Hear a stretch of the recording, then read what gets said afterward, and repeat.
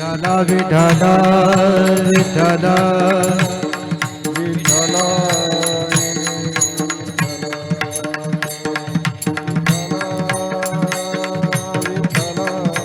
विठ्ठल विठ्ठल विठ्ठल विठ्ठल विठ्ठल विठ्ठल विठ्ठल विठ्ठल विठ्ठल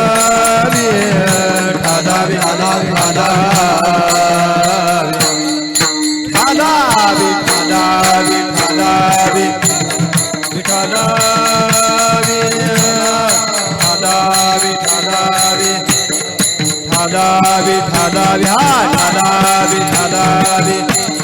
विठ्ठल विठ्ठल विठ्ठल विठ्ठल विठ्ठल कुंडली कवरला हरी विठ्ठल श्री ज्ञानदेव पंढरीनाथ भगवान की जय मौली ज्ञानेश्वर महाराज की जय जगद्गुरु तुकाराम महाराज की जय संत मोतीराम महाराज की जय गुरुवर मारुती महाराज की जय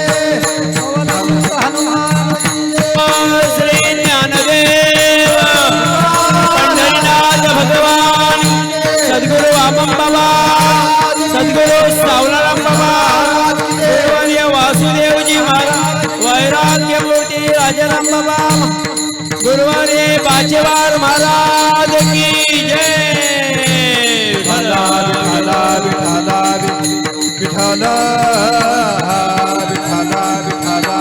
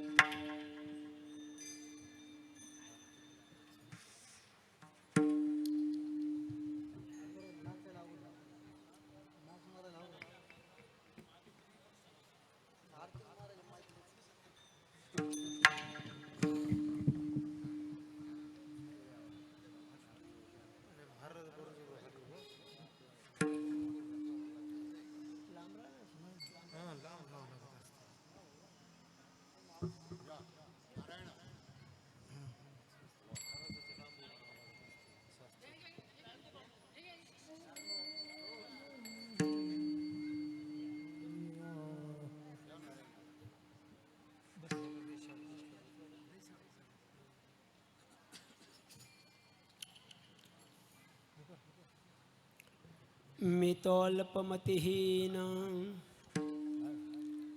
तुम्हाला आवाज व्यवस्थित येतो का ते बघायचं, बाकी कोणाचं ऐकू नका तुम्ही. हां, कारण आम्ही एकदा असतो, तुम्ही दिवसभर असता. ओके. मी तो अल्पमतिहीन, काय वर्ण तुमचे गुण, उदकी तारिले पाषाण, हे महिमान नामाचे. नाम चांगले चांगले माझे कंठी राहो भले, कपिकुल उद्धरिले मुक्त केले राक्षसा. द्रोणागिरी कपी हाती आणविला सीतापती, थोर केली ख्याती भरत बेटी समयी.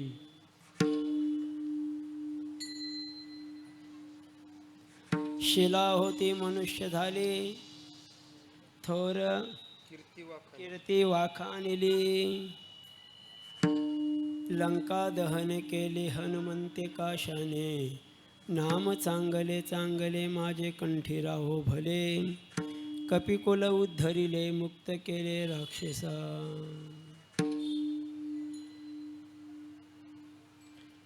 राम जानकी जीवन योगियाचे निज ध्यान, राम राजीव लोचन तुका चरण वंदितो.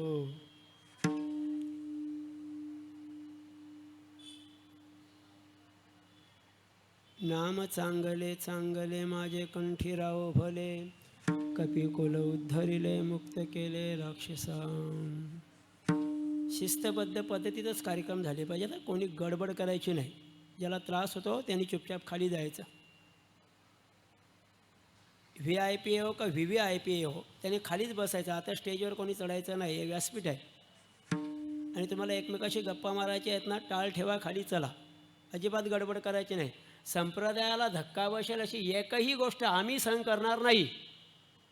पांडुरंगा करू प्रथम नमन दुसरे चरण संतांचे त्यांच्या कृपादाने कथेचा विस्तार बाबाजी सद्गुरु दास तुकाम अलंकापुरी रम्य सिंहासनस्थं पदं भोजतेजासुरतिकप्रदेशं विधीन्द्रादिदेव सदस्तूयमानं समाधिस्थमूर्तिं भज ज्ञानदेवं योगध्यानं समायुक्तं निष्प्रपञ्चं परिग्रहं प्रसन्नवदनं शान्तं मङ्गलं सुमनोहरं ज्ञानवैराग्यसम्पन्नम् अखण्डनीजबोधरूपं पूर्णब्रह्म सद्गुरुवामनाये नमोऽस्तु ते मी तो अल्पमतिहीन काय वर्णू तुमचे गुण उदकी तारिले पाषाण हे महिमान नामाचे नाम चांगले चांगले माझे कंठी राहो भले कपिकुल उद्धरिले मुक्त केले राक्षसा सालाबादप्रमाणे गेल्या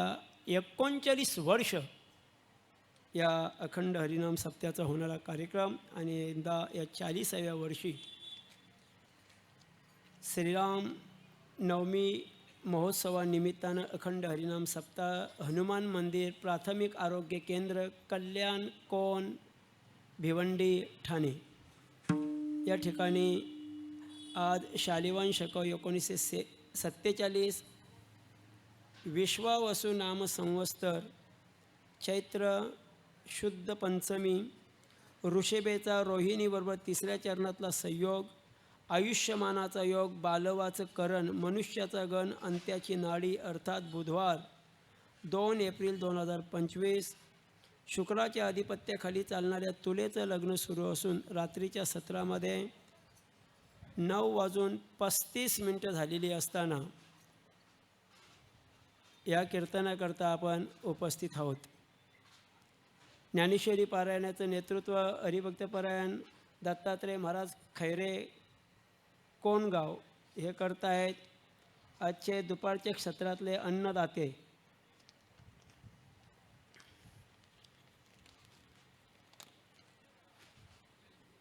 बबन शांताराम मुकादम यांच्या स्मरणार्थ ज्ञानेश्वर बबन मुकादम आणि गणेश बबन मुकादम आणि रात्रीचे अन्नदाते श्रीमती पद्माबाई अर्जुन नाईक कोण हे आजचे दुपारच्या सत्रातले आणि रात्रीच्या सत्रातले अन्नदाते आहेत. कीर्तनकार समाजरत्न हनुमान महाराज पाटील आणि सौजन्य आहे सुरेश शिलोत्रे. मला बारीक दिसत नाही, माणसं बारीक कशी वागतात ते दिसतं बरं का. हां मतोगर कराले अध्यक्ष अर्जुन मुकादम उपाध्यक्ष बालाराम केनी कार्याध्यक्ष रामचंद्र पाटील खजिनदार प्रभाकर म्हात्रे सेक्रेटरी हर्षद केने सह सेक्रेटरी आणि ज्ञानेश्वर मुकादम सह खजिनदार. हिशोब तपासण्याकरता रमेश कराले राजू वसंती किनी आणि राजू हिंदर म्हात्रे BJP संपर्क प्रमुख भिवंडी तालुका संपूर्ण सप्त्याला यूट्यूब लाईव्ह करून दिलेला आहे. बाबा बसत तुम्ही शांत राहा, आता काही गडबड करायची नाही, रिलॅक्स राहा. कोणी मेला तरी पाणी पाजू नका, रिलॅक्स राहा. आदरणीय चिदानंद सरस्वतींचं आगमन होत आहे. बाबांना बसण्याची वा वा छान.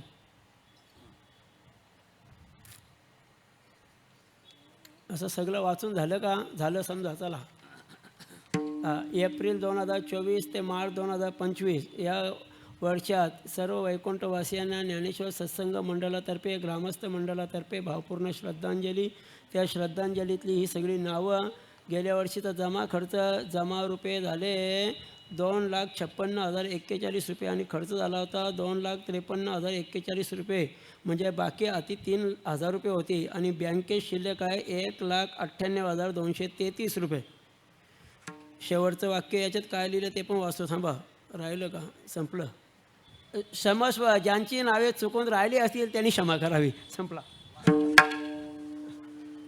गाण्याकरता स्ट्राईकमध्ये ज्यांनी चाल गायली ते दत्ता महाराज शिंदे आणि त्यांना नो स्ट्राईकमध्ये साथ केली ते सुदाम महाराज. आणि पकवाज वाजवण्याकरता पांडुरंग महाराज परभणीवरून या ठिकाणी. आणि या सगळा आपल्या परिसरातला लवाजमा विण्याच्या माध्यमातून श्रीराम अजून ज्ञानेश्वर ज्ञानराज खाली बसलेल्या व्यक्तींमध्ये सप्ताहांचा राजा. म्हणजे ठाणे आणि रायगड जिल्ह्यामध्ये जर कोणी मोठे सप्ते करत असेल, कोणीही मोठे सप्ते करत असेल, कोणीही तर एकमेव असा सप्त्याचा राजा आहे हा माणूस की एकटाच माणूस खर्च करून महाराष्ट्रातले विद्वान लोक तिथे आणून भगवत भक्ती परायण असलेली लोक आणून काम करणारं एकमेव व्यक्तिमत्व म्हणजे मनोहर शेठ कडू पापडीचा पाडा या ठिकाणी उपस्थित.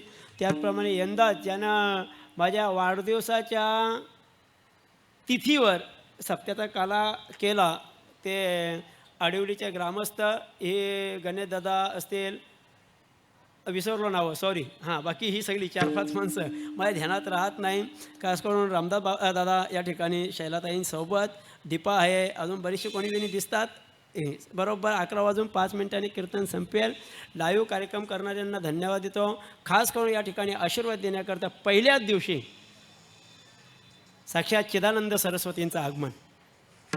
राजा राम राम राम सीता राम राम राम राजा राम राम सीता राम राम राम राजा राम राम राम सीता राम राम राम राजा राम राम राम सीता राम राम राजा राम राम राम सीता राम राम राम राजा राम राम राम सीता राम राम राम राजा राम राम सीता राम राम राम राजा राम राम राम सीता राम राम राजा राम राम राम सीता राम राम राम राजा राम राम राम सीता राम राम राम राजा राम राम राम सीता राम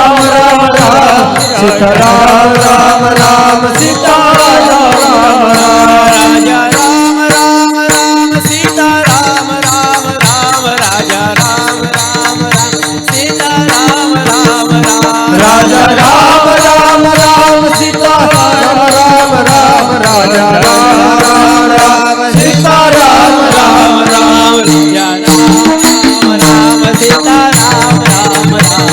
राजा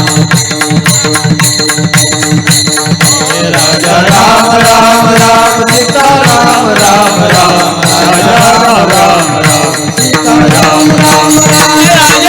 राम राम सीता राम राम राम राजा राम राम राम सीता राम राम राम राजा राम राम राम सीता राम राम राम राजा राम राम राम राजा राम राम राम राम राम राम सीता राम राम राम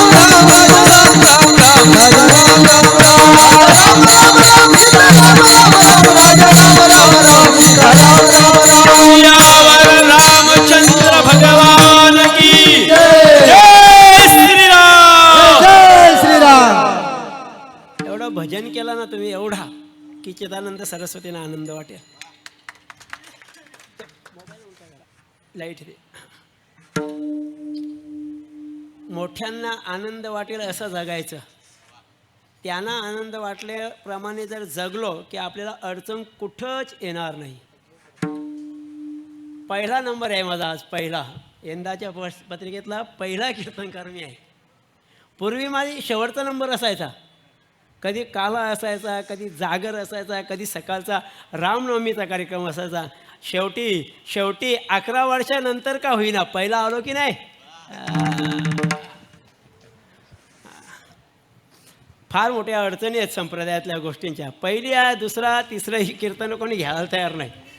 ते म्हटले लोक असली पाहिजेत. देव आहे ना समोर, एक हनुमान तिथं उभा आहे आणि एक हनुमान इथं बोलतोय विठ्ठल.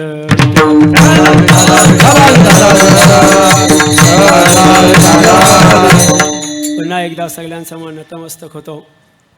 चिदानंद सरस्वती अर्थात चिंतामणी बाबा यांनी हे गाव मला दिलं. पहिला कार्यक्रम त्यांच्यामुळे लागला आणि त्यानंतर हा सगळा ग्रुप मला कधी विसरले नाही. गेल्या वर्षी झाली कट आणि आधी मध्ये एकदा कट एकदा मी मारली होती, एकदा त्यांनी मारली. आता फिट्टम फिट झाली आहे का, फिट्टम फिट झाली. जेवायला गेलो होतो इथे समोरच्या घरात, आपण होतो सगळीच, तुम्ही पण होते ना जेवायला. तिथून उठून परत मग मी सुनीता हेंदर म्हात्रे ताईंकडे गेलो. तिथं पण अर्धी भाकरी खाली. म्हणजे एक सवय आहे, या गावात आलं की त्या घरात जाऊन काहीतरी खायचं. आपण ते संबंध जोपासल्यात ते शेवटच्या क्षणापर्यंत टिकले पाहिजेत असा असलेला हा प्रयास. आणि त्या दृष्टिकोनातून वाटचाल करतोय. जगद्गुरु तुकोबाराया अभंगाच्या माध्यमातून तुका चरण वंदितो, पाया पडतो. पाया पडतो कोणाच्या पाया पडता तुम्ही? राम जानकी जीवन, जानकी मातेचं जीवन म्हणजे प्रभू रामचंद्र. योगी लोकांचं निज ध्यान तो परमात्मा राजीव लोचन आहे. त्या परमात्म्याचं चरण वंदितो, त्याचं नाम माझ्या कंठी राहो. असं नाम चांगलं आहे, चांगलं आहे, किती चांगलं आहे.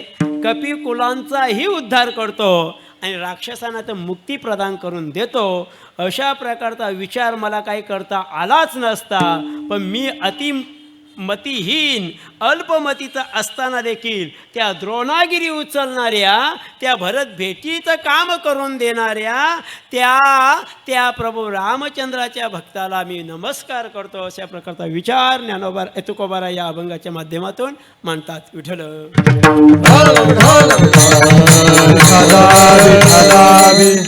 ऐका, ऐकतच राहायचं हां. ऐका, भगवान प्रकट झाले. वटस्य पत्रस्य पुकेशयानं बालं मुकुन्दं मनसा स्म. श्रीकृष्ण गोविंद हरे मुरारे, हे नाथ नारायण वासुदेव. जिह्वे पिबस्वामृतमेतदेव, गोविंद दामोदर माधवेति. विक्रेतु कामा किल गोपकन्या, मुरारी पादाप्रित चित्तवृत्ती. दध्यादिकं मोह वशाद ओषध, गोविंद दामोदर माधवेति. वटस्य पत्रस्य पुटेशयानं बालं मुकुंदं मनसा स्मरामि. वटवृक्षाच्या पत्रावर वटस्य पत्रस्य पुटेशयानं झोपलेत आणि त्याच्या नाभी कमलातून एक बालक जन्माला आलं. त्याचं नाव पडलं ब्रह्मदेव. 5 तोंड होती, पण एक खोटं बोललं, कापलं.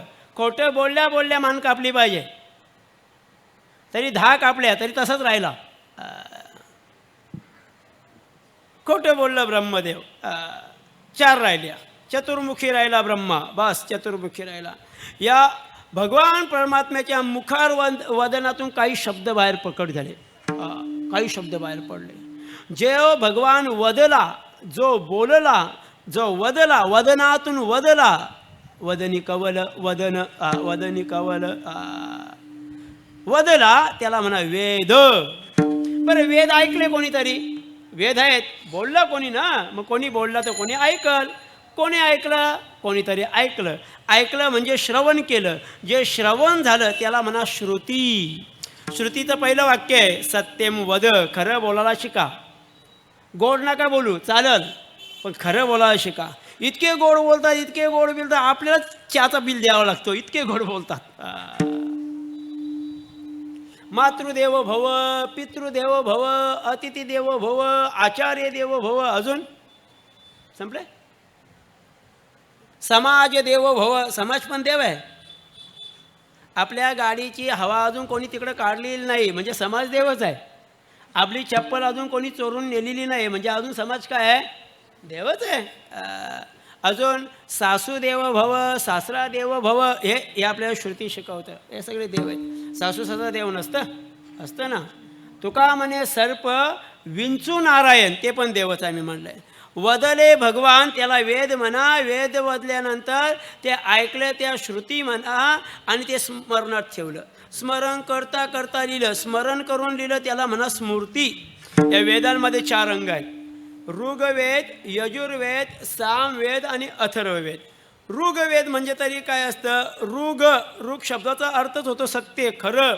आणि ऋचा या शब्दाचा अर्थ होतो ज्यामध्ये सत्याचा विचार मांडला आहे. आणि हे सत्य बोलणारे जे आहेत, ऋचा मांडणारे जे आहेत, सत्याचा अंगीकार करणारे आहेत, त्यांना म्हणा ऋषी. नुसती दाढीवाले नाही.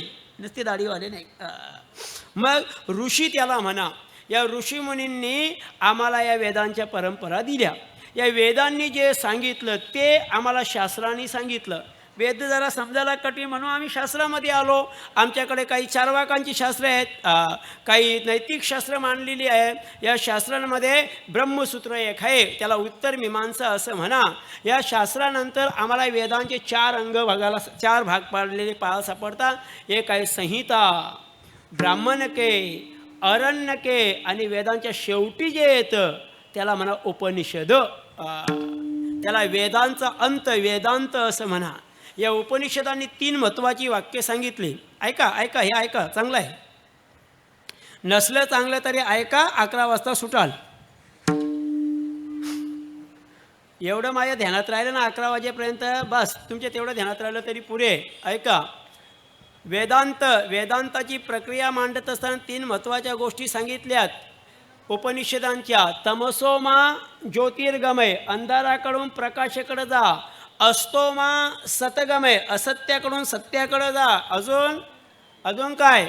मृत्योमा अमृतम गमय, अमृताकडे जायचंय. मृत अवस्थेतून उठा, जागे व्हा रे आता, चला उठा, झोपू नका जास्त वेळ.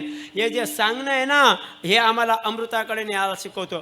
कोण शिकवतं? देवच शिकवतो ना. कोणाला शिकवतं? त्या देवाच्या पोराला. देव तर अमृतमय आहे, मग तू कोण आहे? अमृतस्य पुत्र. हा, तो अमृताचा पुत्र आहेस. बरं. वेदांचा विचार शास्त्रांना आणला, शास्त्राचा विचार पुढे उपनिषदांमध्ये आला. पण उपनिषद आणि शास्त्रांचा विचार आम्हाला पूर्ण काही समजेन.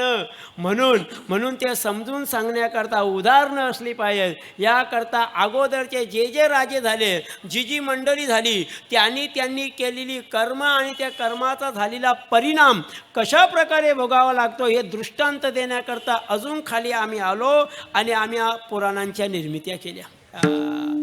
तुका म्हणे नाही विश्वास ज्या मनी पाहावे पुराणी विचारुनी. पुराणांना विचारा. हे करता करता आम्हाला अजून नीती आणि धर्म शिकवण्याकरता 2 महाकाव्य पाहायला सापडली.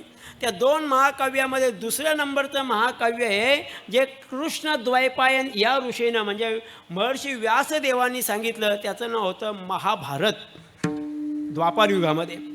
आणि त्रेतायुगामध्ये पहिलं महाकाव्य सांगितलं गेलं, त्याचं नाव आहे रामायण. हे सांगितलं कोणी? हे सांगितलं वाल्मिक मुनीनं. तो गुंड होता. तो रत्नाकर नावाचा गुंड तसा चांगलाच होता, पण संगतीने बिघडला.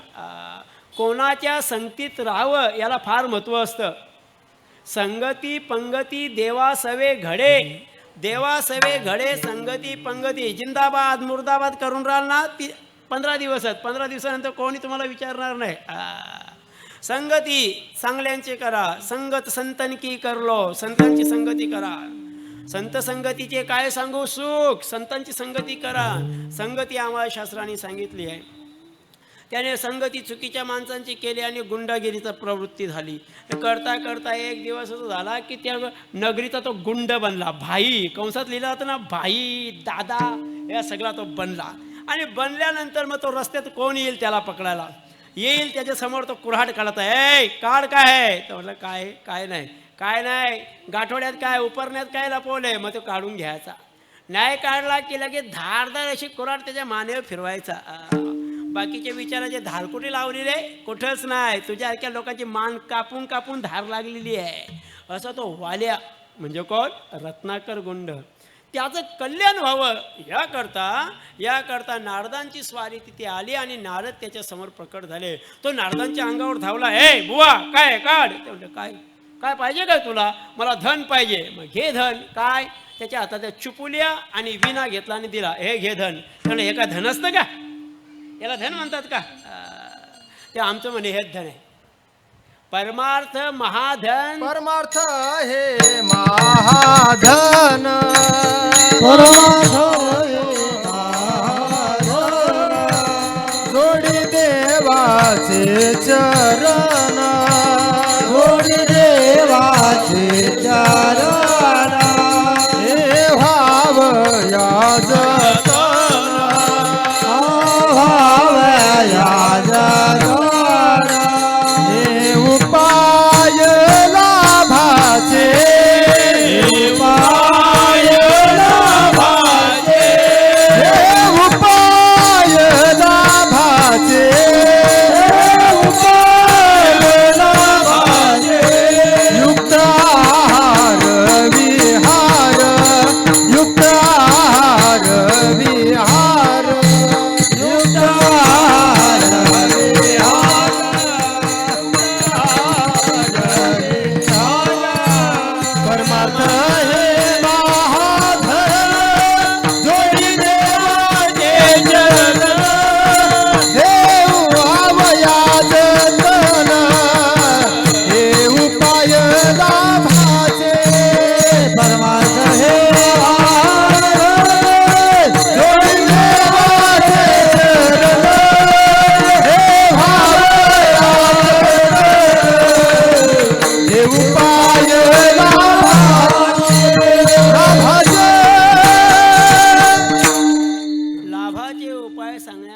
पोहोचला ते म्हटलं हे का धन आहे. अरे विठ्ठल आम्हा जीवन टाल चुपुलिया धन. वारकरे हे शिका जरा. टाल आपलं धन आहे. आपल्या गळ्यात टाल आहे ना, म्हणून लोक आपले पाया पडतात. एक झाला कार्यक्रम दिला टाकून, असं चालतं का? बदमाश कोण? जे टाकून देतात ते. मग जे टाकून देत नाही ते बदमाश थोडे आहेत. गळ्यात विना असल्याने गावात चालायला लागलो ना आपण, लोक पाय धुतात, आरत्या करतात, फुलांचे माला घालतात. एरवी फिल्म बघा इकडं, पाणी मागा तेवढे जा तिकडं, कोणी देणार? ते धन आहे आमचं. म्हणजे हे नको, मोठे धन दे, मोठे धन दे. त्याला कोणतं धन द्यायचं? राम नावाचं धन दिलं, लागला जप करायला.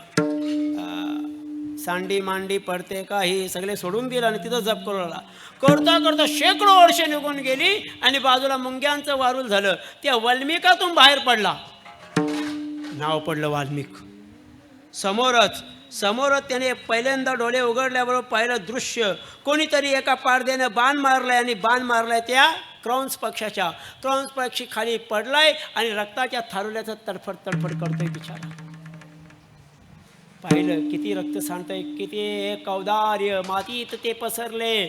अतिरम्य पंख केले वरी उदर पांडुर निष्कलंक.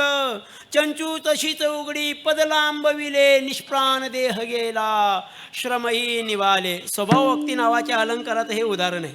मराठी भाषेमध्ये आपल्याकडे खूप अलंकार आहेत. बेंटेक्स नाही, ओरिजिनल अलंकार आहेत आपल्याकडे. तसा राग आला, हातात पाणी घेतलं, कमंडलूतलं, शाप देण्याकरता उद्युक्त झाला. अरे त्या मुक्या प्राण्याला कोणी मारलं? कोण बोलतोय? वाल्मिक म्हणी. मागचा काही दिवसांपूर्वीचा वाल्या कोणी अनेकांच्या माना कापलीला, आता नुसतं पक्ष्याचं रक्त निघालं तरी हृदयाला लागायला लागला. मुखातून अनुष्टुप छंदातून काही वाक्य बाहेर पडली. त्याच्या देव अवताराला येण्यापूर्वी देव कसे जगले पाहिजेत याचं विवेचन केलं. कुंजतम राम रामेती मधुरम मधुराक्षरम आरुहे कविता शाखा वंदे वाल्मिकी कोकिल. बोलिले वाल्मिक तैसेची करीन वर्तोनी दावीन म्हणे नमा. नामदेवराय म्हणतात भगवान म्हटले वाल्मिक मुनी जे बोललेत तसंच मी जगणार. मी बदलून दाखवणार नाही, मी वर्तून दाखवीन. या वागण्याकरता परमात्मा इथे आले. ते जे लेखन झालं, ते जे पुराण बनलं गेलं, ते जे महाकाव्य तयार झालं, त्याचं नाव आहे रामायण. औदो राम तपोवनादिगमनम हत्वा मृग कांचनम वैदेहर्णम जटायुमर्णम सुग्रीव संभाषणम वाली निर्दनम समुद्रतरणम लंकापुरी दहनम पच्छन द्रावण कुंभकर्ण हननम एतद्विरामायणम. रामायणाचे एका श्लोकामध्ये विचार मांडताना असं म्हटलंय. त्या रामायणामध्ये 7 कांड आहेत. पहिलं कांड आहे बालकांड. हे दशरथ राजाला मुलं झाली, चालू झालं रामायण. अगोदरचं रामायण आपल्याला विचारात घ्यायचं गरज नाही. रघुवंशाचा विचार केला तर रघुवंशामध्ये किती बलवान राजे झाले. इक्ष्वाकूचा वंश हा खऱ्या अर्थाने सूर्यदेवाचा, सूर्यनारायणाचा वंश हा मांधाताचा अंश. याच घराण्यामध्ये युवानश्व, मांधाता, पुरुकुत्स असे राजे जन्माला आले. याच घराण्यामध्ये सगर, अंशुमान, दिलीप, भगीरथ असे राजा जन्माला आले. याच घराण्यामध्ये स्वप्नामध्ये अयोध्या दान देणारा राजा हरिश्चंद्र जन्माला आला. याच घराण्यामध्ये स्वर्गात युद्धाला गेलेला असताना, युद्ध संपल्यानंतर खाली उतरत असताना त्याने विचारलं किती बॅलन्स आहे माझं आयुष्य, वेळ किती आहे माझ्याकडे? म्हणे 1 तास शिल्लक राहिला. तो 1 तास उरला. खटवांग नावाचा राजा याच घराण्यात जन्माला आला. याच घराण्यामध्ये गाईचं दूध पाजून ज्या स्त्रीला मूल झालं ना, ती स्त्री जन्माला आली. आणि याच घराण्यामध्ये अजय नावाच्या राजाची पत्नी इंदुमती जन्माला आली, जी आकाशातून नारद चाललेले असताना नारदांच्या विनातली पुष्पमालिका तिच्या अंगावर पडल्यावर मरण पावली ना. त्या सगळी मंडळी या घराण्यामध्ये जन्माला आली. या घराण्याचं एक महत्त्वाचं वाक्य तुळशीदासांनी मांडलं. या घराण्याची एक रीत होती, जीव गेला तरी चालेल पण शब्दाला बाधा आणू देणार नाही. सत्यम वद, उपनिषदांनी मांडलेली भूमिका, वेदांनी मांडलेली भूमिका जशीच्या तशी मांडण्याचा परिपूर्ण प्रयत्न या रामायणाच्या माध्यमातून पाहायला सापडतं. आणि त्या रामायणामध्ये त्याने एक सुंदर असं वाक्य सांगितलं, रघुकुल रीती सदा चली आई, प्राण जाई परिवचन न जाई, राम सिया राम सिया राम, जय जय राम, राम सिया राम सिया राम, जय ओ रघुकुल रीता सदा चली आई, प्राण न जाए वचन न जाए, राम सिया राम सिया राम, जय जय राम, राम सिया राम सिया राम, जय जय राम, राम सिया राम सिया राम, जय जय राम, राम सिया राम सिया राम, जय राम. 10 वाजायला 1 मिनिट बाकी.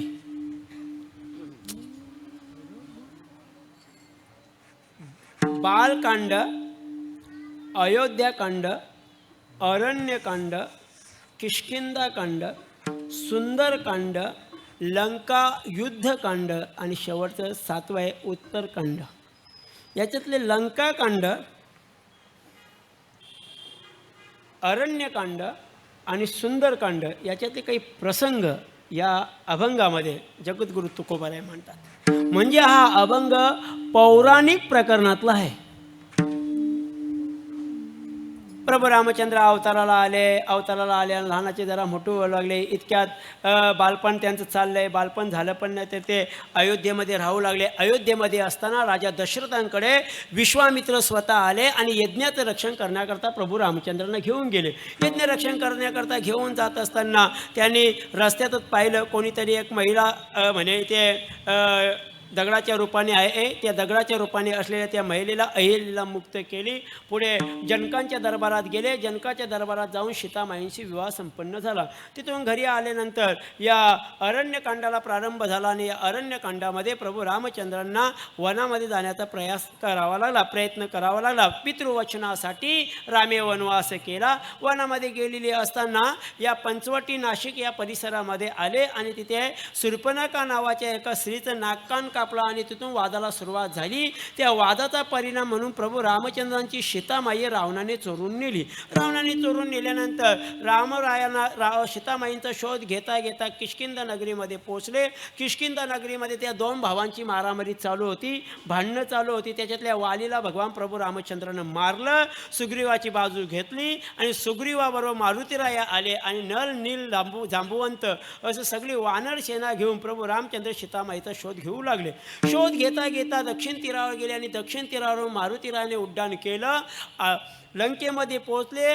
अशोकवनामध्ये पोहोचल्यानंतर पाहिलं की इथे सीतामाई आहे. भूक लागली म्हणून तिथे झाडं हलवली.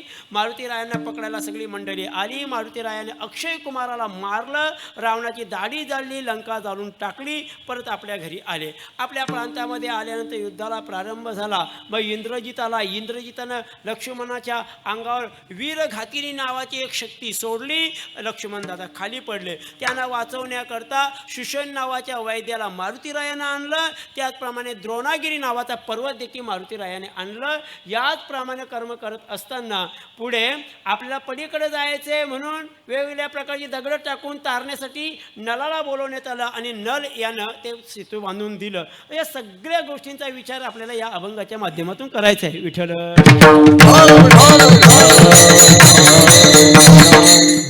स्टोरी देण्यात आली ना. पूर्वीची चिदानंद सरस्वती महाराज पूर्वी पुस्तकांमध्ये असं पुस्तक असायचं छान छान गोष्टी. म्हणजे लहानपणापासून मुलांना श्रावणबाळाची गोष्ट माहीत असायची, रामरायाची गोष्ट माहीत असायची. आता गेला त्या jack angel went of the hill ना जॅक फेल डाऊन, जॅक मेला तिकडं. आता ते नाही आपल्याकडं. अजून ते गाणं मला आठवत नाही, चुकीचं होईल सॉरी हां, आधीच सांगतो. लेजी लेजी यस पप्पा नो पप्पा आहा हा असं ना. काय रे काय ते चुकलं का? बरोबर आहे, बरोबर आहे. आपल्याला कोण नापास करील असं काहीतरी आहे ते. अरे हा हा हा असं असतं का? ते मनातून आला पाहिजे. रामायणाच्या सुरुवातीचं गीत फार पुरातन कालामध्ये गायलं आहे. शरळाला तो धावून आला काल, विव्हलला श्रावण बाल, ये आई गे दीर्घ फोडोनी हाक, तो जाऊन पडला झोक, या राजाच्या श्रवणी वचनी कानी, विव्हलला राजा नुमनी. अशी छान कविता असायच्या पूर्वी. कवितेला एक वेगळा प्रकारचा अर्थ, ते हृदयाला अशा भिडल्या जायच्या. ज्या दिवशी शिक्षणामध्ये परिपूर्ण असलेला माणूस शिक्षण मंत्री बनेल ना, त्या दिवशी शिक्षण खाते बरोबर होईल. ज्या दिवशी वैद्यक क्षेत्रामध्ये अभ्यासात परिपूर्ण असलेला माणूस, वैद्यक क्षेत्रामध्ये अभ्यासाने परिपूर्ण असणारा माणूस आरोग्यमंत्री बनेल ना, त्या दिवशी देश सुधरेल. ज्या दिवशी लढाईच्या मैदानात कसं शस्त्र चालवायचं याचं परिपूर्ण ज्ञान ज्याला जमेल, तो माणूस जेव्हा संरक्षण मंत्री बनेल ना, तेव्हा देश सुधरेल. पाठिंबा द्या बनवलेले राजे, त्यांना एकाला पत्ता नसतं. आता ते लोकांनी माझ्या घरावर धाडबीड टाकू नका, तुम्ही माझं कोणी वाकडं करू शकत नाही, मी हनुमान आहे, ध्यानात ठेवा. जनता लुटली जाते. जनतेला आपल्याला इतकी ट्रॅफिकचा त्रास होतो, या राजा लोकांना दिसत नाही का? त्यांना दिसतं ना, त्यांनी ते केलं पाहिजे. आम्ही तुमची बटणं दाबताना फुकट दाबल्या, दमडी न घेता, त्याची तरी ठेवा. असं बोलण्याची गरज पडत नव्हती ज्या राज्यामध्ये. त्या राज्याचं नाव आहे रामराज्य. मला रामराज्य सांगायचं, बाकी काही बोलायचं नाही कोणाबद्दल. काय घेणं देणं पण नाही मला कोणाशी.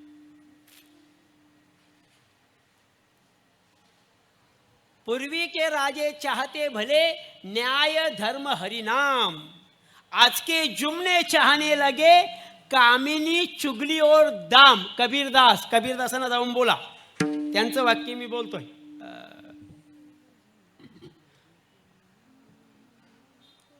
रावणानं सीतामाईला चोरली आणि मारुतीराया पलीकडे गेले. पलीकडे जाऊन आले, म्हणे 100 योजन लांब आहे, मग कसं जायचं? म्हणे आता आपल्याला सेतू बांधलं पाहिजे. मग सेतू बांधायचं तर काम आहे,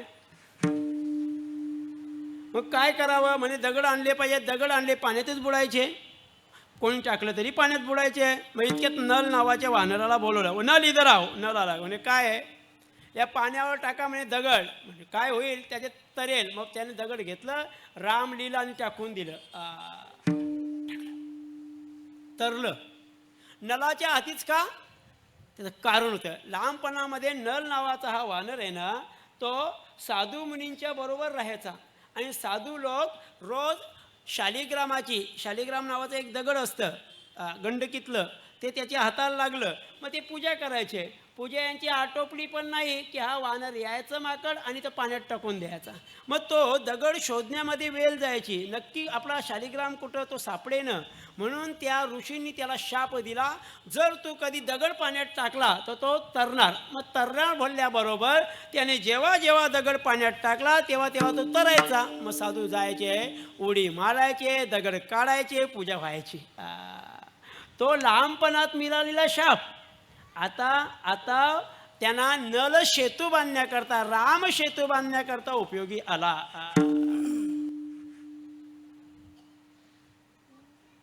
हेच जगद्गुरु तुकोबा आहे अभंगाच्या पहिल्या चरणात. मी तो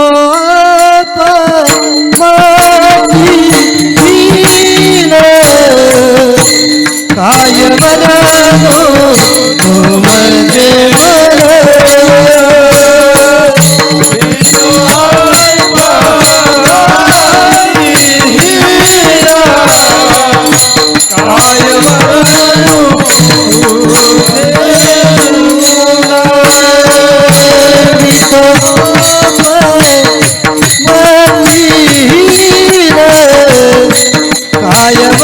बनो तू बच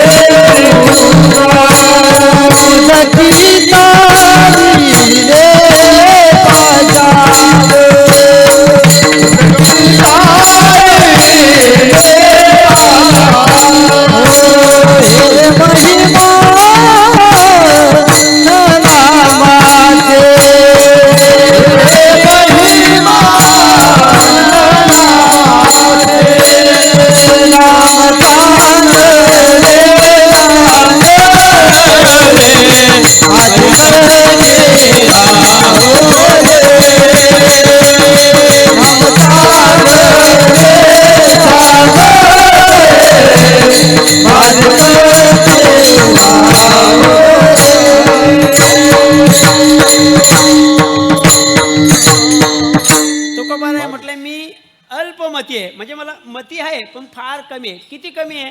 तुझे जे गुण आहेत ते वर्ण्याची इतकी माझी पात्रता नाही.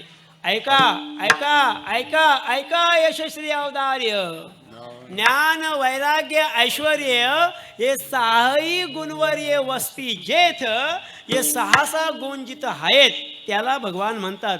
आणि ते गुण गाण्याची माझी पात्रता नाही, तेवढी माझी योग्यता नाही. त्या बाबतीत मी मतिशून्य आहे. मतिशून्य हूँ मैं, गती शून्य हूँ मैं. स्वाध्याय पारिवारिक गीत हे. मला मती दे, गती दे देवा, मला मती नाही, मला गती नाही.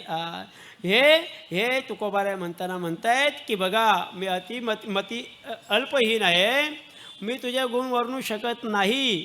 तुझ्या नामाचा परिणाम काय सांगू देवा? उतकी तारिले पाषाण हे महिमान नामाचे. हे महिमान जर नावाचं असेल ते नाव कसं आहे म्हणजे चांगले, चांगलं.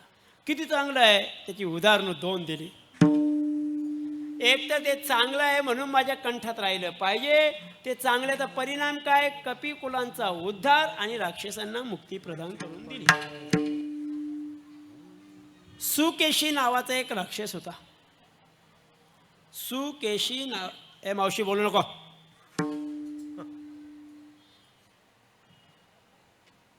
मी डोळे बंद करून बोलतो याचा असा अर्थ नाही माझे कान उघडे आहेत ना. कीर्तनाचा दर्जाच माणसाने बिघडवलाय सगळा. त्या लग्न साखरपुड्याला गेलो ना आपण, जाता का तुम्ही? जात जा जरा, बघा ते अनुभव घ्या. हे घरातूनच 12 वाजता निघती, तिथे पोचायला 1:30 वाजेल. मग 1:30 वाजता भुका लागलेली असतात. मी आल्यानंतर मग तो नाश्ता येणार, मध्ये तो थंडा येणार, तिकडे तो नवरा मारो नाही, नवरी नका लगेच मारू, तिच्या घरी गेलो ना आपण. हां, काय पडलेलं नसतं लोकांना. एक कीर्तनात कोणीतरी पाणी आणत राहील. अरे असं असतं का? खरोखर आपण हे सत्य करून जे वागतो ना, त्याचा खरोखर संतांना कसं वाटत असेल विचार करा जरा. जर त्यांनी एकदा हजेरी घेतली ना, मग समजेल आपल्याला. सगळेच फेल. मग रिलॅक्स राहा, मस्त जागा, संपेल थोड्याच वेळात संपेल.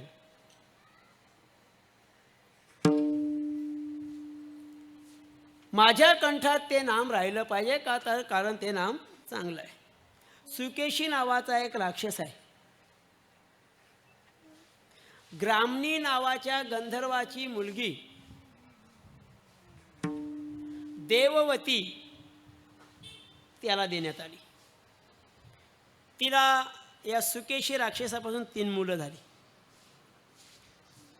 माल्यवान, सुमाली आणि माली.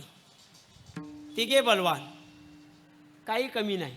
बलवान बलवान, बाप बलवान, पोरे बलवान. त्यामुळे दादागिरी त्यांची कोणाला ऐकेना. इतक्यात नर्मदा नावाच्या गंधर्वीने त्यांना पाहिलं. 3 मुलं चांगली दिसतात, बलवान आहेत, आपल्या 3 मुली यांना देऊन टाकू. म्हणून त्यांना त्या नर्मदेनं माली जो नावाचा राक्षस आहे त्याला वसुधा नावाची मुलगी दिली. सुमालीला केतुमती नावाची मुलगी दिली. आणि माल्यवान जो आहे त्याला सुंदरी नावाची मुलगी दिली.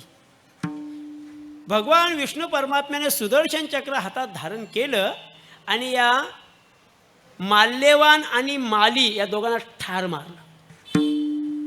या दोघांना मारलेलं पाहून त्यांचा भाऊ जो सुमाली होता त्याने यशस्वी माघार घेतली आणि पळून गेला.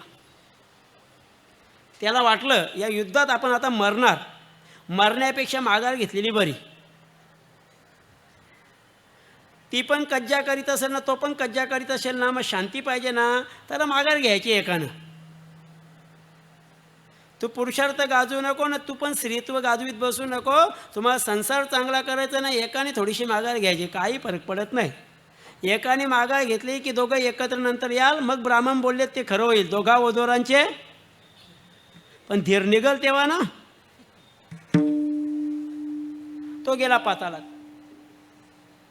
सुमाली, केतुमती त्याची पत्नी, त्यानं एक मुलगी झाली. तिचं नाव आहे कैकसी. ही कैकसी त्यांनी विश्रवा नावाच्या ऋषींना दिली. त्याच्या पहिल्या पत्नीपासून एक मुलगा त्याला आहे वैश्रवण, म्हणजे कुबेर, धनाचा अधिपती जो कुबेर. आणि त्या विश्रवाची ही दुसरी पत्नी कैकसी हिनं अयोग्य वेळी पतीच्या शरीराच्या सुखाची अपेक्षा केली आणि त्याच वेळी तिला ते गर्भ राहिली आणि मुलं झाली 4. रावण एक जाडजूड, तो जास्त खायचं, त्याचं नाव काय? कुंभकर्ण. कुंभकर्ण. एक बिभीषण आणि एक मुलगी होती, तिचं नाव होतं शूर्पणखा. आता ही सगळी मुलं जन्माला आली. जन्माला येताना तिने म्हटलं, तुम्ही आता माझ्या मुलं वाईट वागते असं म्हटलात, दुष्ट होती असं म्हटलात, चांगला एकतरी आशीर्वाद द्या. तेव्हा ते विश्रवा म्हटले, एक मुलगा तुझा चांगला निघे जो देवाची भक्ती करेल. त्यातला एक निघाला बिभीषण. या रावणाच्या सातबाऱ्यावरचा फेरफार आहे का सगळं. इतका कमजोर नव्हता रावण, कोणी येईल काही पण बोलेल त्याला. कधी शिवतांडव स्तोत्र वाचा, कधी शिवतांडव स्तोत्राचा अर्थ लोकांना समजून सांगा, मग समजेल रावणाची बुद्धी किती उच्च दर्जाची होती. एका स्त्रीच्या नादीमध्ये तो बर्बाद झाला, तो भाग सोडून द्या आधी, पण त्याच्या चांगल्या गुणांचा तर चांगला विचार करा.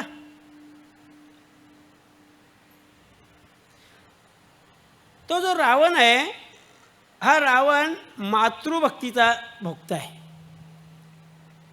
त्याची बहीण शूर्पणखा, हिचा जो नवरा आहे, त्यानं त्याच्या आईचा थोडासा विरोध केल्यामुळं या रावणानं या शूर्पणखेच्या नवऱ्याला ठार मारलं. म्हणजे सख्या बहिणीला त्यानं काय केली? विधवा केली विधवा. आता ती रोज दादाच्या मागे कटकट करायची. शेवटी रावणाने विचार केला, हिची कटकट आहे आपल्याला परवडणारी नाही, हिला आपल्या लंकेतून बाहेर घालून दिली पाठवून. जा तू महाराष्ट्रात जा, या पंचवटीजवळ जा, या नाशिकमध्ये जा, या दंडकारण्यामध्ये जा आणि तिथे तू राहा. तिथे राहावं लागली. या दंडकारण्यात जेव्हा ती आली ना, तेव्हा ती मस्त आनंदानं जीवन जगत होती. 14,000 सैन्य तिच्याबरोबर होतं. खर होता, दूषण होता, अशी भरपूर मुलं तिचे भावके आहे. प्रहस्त किती शूर होता माहिती आहे. रावणाच्या पार्टीतली मंडळी शेवटच्या क्षणापर्यंत रावणाच्या बाजूला राहिली.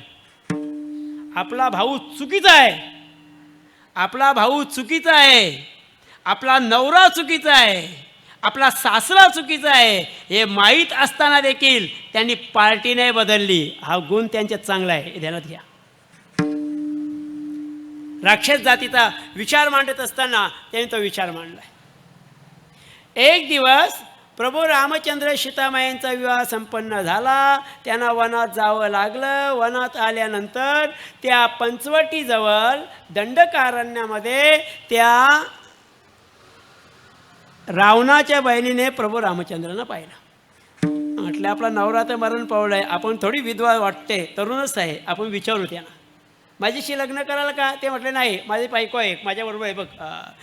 तो बघ, त्याचा इथं काही लग्नाचं दिसत नाही, तो एकटा झालाय बघ, त्याच्याकडे जा. गेली. मग त्याच्याकडे गेली, इकडे जा तिकडे जा करण्यामध्ये त्या लक्ष्मणाने तिचे नाक आणि कान कापून टाकले.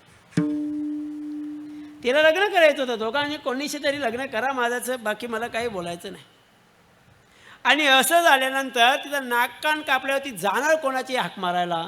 ती गेली दादाकडं. दादाने पाहिलं, इथं नाक कापलाय, कान कापलाय. बाय, तुला कोणी मारली ते नको विचारू, का मारली ते विचार. बरं, का मारली? तिने उत्तर दिलं, दादा, फार सुंदर स्त्री पंचवटीमध्ये आहे, फार सुंदर स्त्री पंचवटीमध्ये आहे आणि ती तुला मिळावी याकरता मी त्यांना विचारायला गेले की तुमची ही पत्नी माझ्या दादाला द्या. त्यांनी मला असा प्रश्न विचारला म्हणून माझे नाककान कापले. बरोबर आहे का? हे बरोबर होतं का? पण नाककापी माणसं अशीच बोलतात. कोण कोण कोण ज्यांची नाकं कापल्यात ना, ती अशीच उलटी बोलतात. रावणाला समजलं हिचं नाककान दुसऱ्या कामावरून तुटलंय, हे काही एकली अशी आली नसती. पण त्याला एक अजून गोष्ट माहिती आहे, माझी बहीण सगळ्या गोष्टी खोट्या सांगील, पण दुसरी स्त्री सुंदर आहे हे वाक्य कदापि खोटं सांगणार नाही, कारण ती त्याची घरची आहे ना. त्याला पटलं. आणि मग तो रावण या पंचवटीमध्ये आला आपला तसं काही मामा बिमा नव्हता त्याला, तो मारीच बनवला त्याला कामापुरता, मारीच मामा. त्याला सोन्याचं हरण बनायला सांगितलं, जा हरण बन सोन्याचं. मारीच मामाला सोन्याचं फक्त हरण बनता येत होतं, गाढव कुत्रा कोंबडा माकड बनता येत नव्हतं. मरुची विद्या कशी असते? सोन्याचं हरण बनण्याच्या विद्येला मरुची विद्या म्हणा. आणि ही मरुची विद्या ज्याला येत होती त्याला मारीच म्हणा. यज्ञरक्षणासाठी जेव्हा प्रभू रामचंद्र गेले ना, तेव्हा रामचंद्राचा बाण बाजून गेला तेव्हा याच्या लागला असता, तो लांब पडला होता. तेव्हापासून राम म्हटला की त्याला भीती वाटायची. राम म्हटला की त्याचं पुढचं वाक्य असायचं, नाम सत्य हे, राम नाम सत्य हे, अशी भीती वाटायची त्याला. आज रावणाने त्याला बोलवलंय, तो येत नाही. तो रावण म्हणतो, चल मामा, तुझ्याशिवाय मला कोणी राहिला नाही. फार आग्रह केला आणि रावणाने त्याला पटवला. आणि मग पंचवटीसमोर सीतामाईने ते सोन्याचं हरण पाहिलं. अपेक्षा काय आहे? अपेक्षा ही आहे, राज्याचा त्याग करून आलेले सीतामाई आहेत. आपले वडील जनक राजाचं घर सोडल्यानंतर परत माहेरी कधीच नाही, कधीच नाही. दशरथ राजाच्या सुनबाई आहेत, साक्षात महालक्ष्मीचा अवतार आहेत, प्रभू रामचंद्रांच्या पत्नी आहेत. तरी देखील त्या सोन्याच्या हरणाचा कातड्याची अपेक्षा झाली. एकतर ती कांचोली पाहिजे, कांचन चोली, कांचन सोनं चोळी, कांचोली पाहिजे, याकरता तिनं हट्ट धरला. सीतामाई म्हणते, आतापर्यंत मी तुमच्याकडे काही मागितलं ना, मला यांची कातडं आणून द्या. कातडं म्हणजे एक तर त्या प्राण्याला मारावं लागेल, मुक्या प्राण्याची हत्या आणि त्याची हत्या करून मिळवलेली ती साधनं, बस. प्रभू रामचंद्र म्हटलं, असं होत नसतं, ते खोटं आहे, ते मायावी आहे, ते बेंटेक्स असलं तरी चालेल, मला तेच पाहिजे. आणि मग मागता मृगाची कांचोली, सर्व सुखाची झाली होळी. बस, हरणाच्या मागे प्रभू रामचंद्र लागले. रावण त्याच्या दारात पोचला, साधूचा वेश केला, तिला उचलली, घेऊन गेले. एक एक एक एक एक एक जेव्हा व्यक्ती मरत होती ना, तोपर्यंत रावणाला त्या भावाची आठवण येत नव्हती. आता जवळपास बहुतेक मेलेत, म्हणून त्याला आठवण आली आपल्या भावाची, ज्याचं नाव होतं कुंभकर्ण. मग कुंभकर्णाला मध्येच उठवायला गेले. कुंभकर्णाला उठवण्याकरता नगारे आले, हत्ती आले, घोडे आले, प्राणी आले, त्याच्या अंगावर नाचू लागले. महाकाय शरीर त्याचं म्हणे. आणि या कुंभकर्णाला कसं तरी जागा केला. त्या म्हटलं, एवढ्या रात्री मला उठवले. तो सामान्य झोपलेला. आपण पण कुंभकर्णच आहोत. अर्ध गणिले ते शत गणिले ते अर्धे रात्रीतच चाललेत ना कुंभकर्ण. हो, रात्री पण झोपायचा, दुपारी पण झोपायचा, नुसत्या झोपा काढा. आता काकडा दुपारी संध्याकाळी 4 वाजता बोलायची सुरुवात करायची, कारण सुना लवकर उठत नाही ना. उठा जागे वारे आता. कोणाच्या सुना ते बोललो मी? सुना, सार्वजनिक बोला. सूर्य उगवण्याच्या नंतर उठणारी माणसं दरिद्री असतात. सूर्य उगवण्याच्या नंतर उठलेली माणसं रोगी होतात. रोग दूर करण्याकरता सूर्यनारायणाच्या उपासना केल्या पाहिजेत. मग रोग झाल्यावर लोक डॉक्टरकडे जातात, आणि मग डॉक्टर पैसे घेऊन सल्ला देतात, तुम्ही रोज सकाळी चालायला जा. म्हणजे सूर्य उगवण्याच्या अगोदर तुम्ही टपकून उठा. लोकांना पैसे दिल्यावर पटतं. कीर्तनातले सल्ले नाही पटणार देना. तो उठला. तर कशाला रे उठवलं मला? ते म्हटले, दादांना काही काम निघालंय, तुम्हाला बोलवले. दादा म्हणजे कोण? रावण दादा. त्याने पहिलंच वाक्य बोला, दादांनी कोणाची बायको चोरली का रे? असं सहज बोलला तो. का बोलला असे? त्याला माहीत आहे दादा प्रत्येक वेळी बायकाच चोरत होता. रावण बायका चोर. रावण बायका खरोखर चोरत होता, आणि दुसऱ्यांच्या बायकांकडे सहज नजर मारणारे पण बायका चोरच आहेत. देवाच्या CCTV मधून तुम्ही वाचू शकत नाही, आणि ध्यानात ठेवा रावणाओ, तुम्ही हनुमान समोर आहात.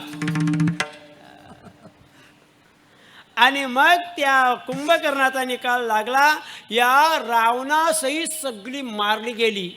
नाम चांगले चांगले माझे कंठी राहो भले, कपी कुल उद्धरिले मुक्त केले राक्षसा. राक्षसांना मुक्ती प्रदान केली. मंदोदरी माता त्या रावणाला विचारते, का हो तुम्ही कोणाचंच ऐकत नाही, द्या सीतामाई सोडून, द्या सीतामाई सोडून सांगते तरी ऐकत नाही, का सोडून देत नाही? तेव्हा गुपित गोष्ट रावण आपल्या पट्ट राणीला सांगतायत, मंदोदरी तुला असं वाटतं ना सीतामाई भगवतीचा अवतार आहे, मग मला नाही समजत का? मलाही माहीत आहे, पण मी तिला सोडणार नाही. का सोडणार नाही? त्याचं कारण आहे म्हणे, मी पंचवटीत जेव्हा गेलो ना चोरी करायला, तेव्हा तिच्या चेहऱ्यावर तेज पाहिल्यावर समजलो ही भगवती आहे, मग सोडत का नाही? पंचवटी सन्मुख जाता मीच पावतो सायुज्यता. पंचवटीमध्ये गेलो तेव्हा मला सायुज्य मुक्ती प्राप्त झाली असती, पण सकल कुल उद्धारणार्था सीता चोरुनी आणली. भावार्थ रामायणामध्ये नाथ महाराज म्हणतात की माझ्या सगळ्या कुलाचा उद्धार करण्याकरता सीतामाई चोरून आणलेली आहे. आता कुंभकर्ण मेलाय, आता माझा नंबर लागणार आहे, तू चिंता करायची नाही, मला मुक्ती नक्की मिळेल. हा भाव कोणाचा आहे? रावणाचा भाव आहे. तुकोबाराय ह्याच भावाचा विचार मांडताना म्हणतात की नाम चांगले चांगले माझे कंठी राहो भले, कपी कुल उद्धारले मुक्त केले राक्षसा. झालं युद्ध सुरू, ही मारामारी, ही तोडातोडी, आणि मग तो अक्षय कुमार मारला गेला. मग इंद्रजित युद्धामध्ये उभा राहिला. इंद्रजित आला आणि इंद्रजितानं पाहिलं लक्ष्मण चांगला लढतोय, आणि मग लक्ष्मणाच्या अंगावर त्याने वीरघातिनी नावाची एक अस्त्र फेकलं. वीर माणसाचा घात होईल असं अस्त्र. लक्ष्मण दादा खाली पडले, मूर्छा आली. आता वाचवायचं कसं? रामायणामध्ये डॉक्टर नव्हता, डॉक्टर पण नव्हता, वकील पण नव्हता. आणि मग आता डॉक्टर कुठं शोधायचा? काय आपल्याकडे नाही वैद्य कोणी, काय करावं? इतक्या जांबवान नावाचा तो वानर आला. ते म्हटले मला माहिती आहे रावणाच्या राज्यामध्ये सुषेण नावाचा एक वैद्य आहे, त्याला घेऊन या. मग मारुतीरायाला माहीत होतं लंका कुठे आहे, त्यांनी जाणूनच आले होते. जय श्रीराम म्हटले ना गेले. गेल्यानंतर बोर्ड वाचला, सकाळी 8 ते 12, आणि आता रात्रीच्या वेळी 8 ते 12 काय? गेले, विचारलं तुमच्या रावणाच्या मुलानं आमच्या प्रभू रामचंद्राच्या भावाला बाण मारलाय, आणि सकाळपर्यंत ते तुम्ही त्याला बरं नाही केलं तर ते मरण पावतील, म्हणून चला. ते म्हटले मी येणार नाही, जास्त पैसे देतो, चला, येणार नाही. मी एकनिष्ठ आहे. कोणाशी? रावणाशी. रावणाच्या पार्टीमधली माणसं एकनिष्ठ आहेत त्याच्या बाजूला. एक पण इकडं आला नाही, एक पण नाही. बिभीषण सोडला तर एक पण इकडं नाही आला. त्यांना समजत नाही प्रभू रामचंद्र देव आहेत. एकनिष्ठताही आहे. ज्या राजाच्या बरोबर तुम्ही युद्धात फिराल ना इलेक्शनमध्ये, शेवटच्या क्षणापर्यंत त्याच्याच बरोबर लढला पाहिजे. हा हनुमान फिरला, एकच राजाच्या बरोबर राहिलो. माझा राजा पडला तरी मानवरतीच आहे आमची, आम्ही काही खाली नाही. कोणी निवडून आला तरी पाय आमचेच पडावं लागेल, कारण आम्ही महाराज आहोत, तुम्ही नुसते राजे आहात, आम्ही महाराज आहोत. माणसाची किंमत जेव्हा संपते ना, तेव्हा तो खऱ्या अर्थाने लाचारीला प्रवृत्त होतो. हात पसराची ज्या दिवशी सवय लागेल ना आपल्याला, त्या दिवशी आपली किंमत संपलेली असेल. तो सुषेण म्हणतो मी येणार नाही. मारुतीला याच्या का तू येणार नाही, मग ते कसं होणार तिकडं? त्याचं जे घर होतं ना पायासहित, ते खालूनच उचललं, घरासहित त्याला उचलून आणला. तो म्हणलं कुठे चालवलं आहे? तिकडे चालवलं आहे. म्हणे मी येणार नाही. तू नको येऊ, घर चालवलं आहे. चालला घरी. त्याने आल्यानंतर धर्म त्याचा जागा झाला. तो म्हटला नाही मी डॉक्टर वैद्य आहे, मी बघितलं पाहिजे, तपासलं पाहिजे. तपासू लागला. तपासताना त्याला समजलं की आता हे तसे बरे होणार नाही, एक दिव्य वनस्पतीची गरज आहे, आणि दिव्य वनस्पती द्रोणागिरी नावाच्या पर्वतावर आहे. कोण जाणार? म्हणजे कुठला पत्ता, लोकेशन तर द्या. मारुतीराया निघाले. पण तिथे जात असताना झालं असं, रस्त्यातच त्याला एक मुनी भेटले. देवाचं श्रीराम जय राम जय जय राम, श्रीराम जय राम जय जय राम चालू होतं भजन. मारुतीरायांना बरं वाटलं. श्रीराम जय राम जय जय राम, आपल्या देवाचं नामचिंतन चालू आहे. थांबले. त्यातले थांबू नको, स्नान करून ये. रावणाने पाठवलेला कालनेमी नावाचा तो दैत्य होता. त्याने साधूचा वेश घेतला होता. हरिपाठ पण नाही आला ना तरी असं कोट घालायचा, मस्त अशी शॉलवेल टाकून फिरायचा. असतं ना माणसं फिरतात ना, एक पण बोल वाजवता येत नाही पण पकवास खांद्यावर घेऊन फिरतात. आपल्या आमच्या कार्यक्रमामध्ये 400 पकवाद मास्टर 8च लोकांना वाजवता येते, बाकी इकडे तिकडे बघत राहतात. ते नाही का लग्नामध्ये पिपिली वाजवणारे असतात 4-5, बाकी नुसती तोंडाला लावली असतात. T T T T. पैसे सगळ्यांना सारखेच हो, असं आहे ते. एवढे गोड नका असू, लोकांना माहीत पडते आपले ढिंगाणे. बरी लोक आपल्याला मानतात, त्यांना ढिंगाणे माहिती नाही. ज्या दिवशी माहीत पडतील ना. मारुतीराया स्नानाला गेल्यानंतर एका मगरीने मारुतीरायांचा पाय पकडला. मारुतीरायाने तिला फाडली. ती होती अप्सरा, शापामुळे मगर झाली होती. बसताना त्या विमानात ती म्हटली, ओ मारुतीराया, धन्यवाद, तुम्ही मला या योनीतून मुक्त केलात. पण तुम्हाला जो साधू वाटतो, तो मुनी वाटतो, तो मुनी नाही, तो कालनेमी नावाचा दैत्य आहे, जा तिकडं. मग मारुतीराय त्याच्याकडे आले. ते म्हटले, आता चला तुम्हाला दीक्षा घ्या, दीक्षा इथे बसा, तुम्हाला रामनामाची दीक्षा देतो. मारुतीराय म्हटले, दीक्षा नंतर द्या, आधी दक्षिणाच घ्या. दिली त्याला दक्षिणा, फोडला त्याला आणि मग त्या पर्वतावर पोचले. पर्वतावर पोचल्यानंतर मारुतीरायाने पाहिलं की सगळी झाडं सारखीच दिसतात. आता काय करावं? सुषेणाला जसा घरासहित उचलला ना, तसा द्रोणागिरी उचलून आणला. तिसऱ्या चरणामध्ये द्रोणागिरी कपी हाती, द्रोणागिरी कपी हाती, द्रोणागिरी कपी हाती,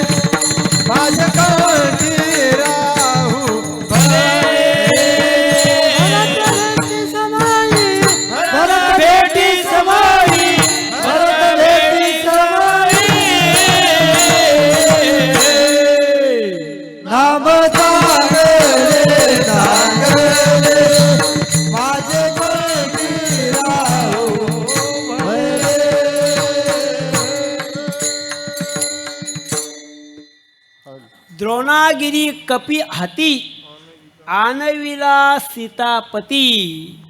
सीतापती का म्हटले? राम बोलायला पाहिजे ना. सीता माता ही शक्तीचं प्रतीक आहे आणि शक्तीनं ते आणलं. आणविला सीतापती, थोर केली ख्याती, भरत भेटी समयी. प्रभू रामचंद्र जेव्हा वनातून घराकडे येतात तेव्हा भरतांची आणि प्रभू रामचंद्रांची भेट करून देण्याचं महान कार्य या मारुतीरायानं नामाच्या जोरावर केलं. काय आहे नामाचे विशेष? राजा दशरथाकडे प्रभू रामचंद्र यांची मागणी करण्याकरता विश्वामित्र गेले. ते विश्वामित्राने म्हटले की आम्हाला यज्ञाचं रक्षण करण्याकरता तुझे दोन्ही मुलं मला द्या. अगोदर हो बोलल्या मुलं नाईलाज झाला आणि मग शब्द पालण्याकरता दशरथ राजांना ती दोन्ही मुलं देण्यात आली. दोन्ही मुलं घेऊन चाललेले असताना अशा उजाड रानामध्ये गेले आणि त्या रानामध्ये प्रभू रामचंद्रांनी विचारलं, गुरुजी, विश्वामित्रजी, हे असं अरण्य कसं हो? निबिड अरण्य, काही पिकलेलं नाही, सगळी जलकटाट इथं दिसतो मला. ते आणि हे दगड कसलं आहे? म्हणे हे दगड नाही, काय, ही अहिल्या माता आहे. तुमच्या चरणाचा स्पर्श झाल्यावर ती स्त्री होणार आहे. कोण आहेत अहिल्या माता? 10:32 झालेली आहेत, 28 मिनटं बाकी आहेत. 10 वेळेला मोबाईल बघू नका. माणसाला 2 तास कीर्तनात बसायचं म्हणजे जीवावर येतं, तर 2 तास फटके मारायला लागेल यम तेव्हा समजेल तुम्हाला. तसं समजू नका तुम्ही. प्रामाणिक जगा रे. मी बैठकीची मंडळी पाहतो. आमच्या कोलेगावात अनंत हरी पाटील म्हणून एक व्यक्ती, त्यांनी एक हॉल बांधला आहे बैठकीचा. त्या बैठकीला सकाळी 7 वाजता ना रांगा लागली असतात, महिलांच्या रांगा. एक रिक्षा, कोणाची गाडी, अशी लोकं आलेली आहे. कोणाचेच हातात मोबाईल नसतं, नाही आणत ते लोक. आपण आणतो, आपण बघतो. आपलं किती लक्ष कीर्तनात असतं, फार मोठ्या शोकांतिकच आहे. आपण का मागे पडतो याचं पण जरा सिंह लोकांनी केलं पाहिजे. मी उभं राहायचं मनोहर दादांची स्तुती करायची, मी उभं राहायचं इकडे दत्ता महाराजांची स्तुती करायची, मग हे गायक फार छान आहेत, मग तो वाजवणारा छान आहे, आणि मग इंद्रजित दादांचा काकडा म्हणजे काय या भागात प्रसिद्ध आहे, असं सगळ्यांना बोलून मोकळा व्हायचा फक्त बस. नुसत्या स्तुत्या. आपलं कोणी नाव घेतलं कीर्तनातून आपल्याला बरं वाटतं की नाही? सचिन भाऊ, आपलं कोणी नाव घेतलं आपल्याला बरं वाटतं ना. मग देवाचं नाव घेतल्यावर देवाला बरं नसेल वाटत का? त्याला बरं वाटायचं, आम्हाला काय पडलंय? जे वाटावं वाटलं पाहिजे ना ते वाटत नाही, म्हणून आपलं वाटवलं होत चाललंय.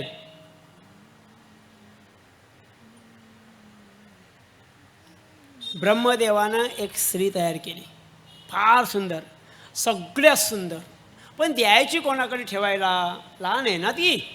म्हणून त्याने शरद्वान नावाच्या एका ऋषीकडे दिली. गौतम त्याचं नाव आहे.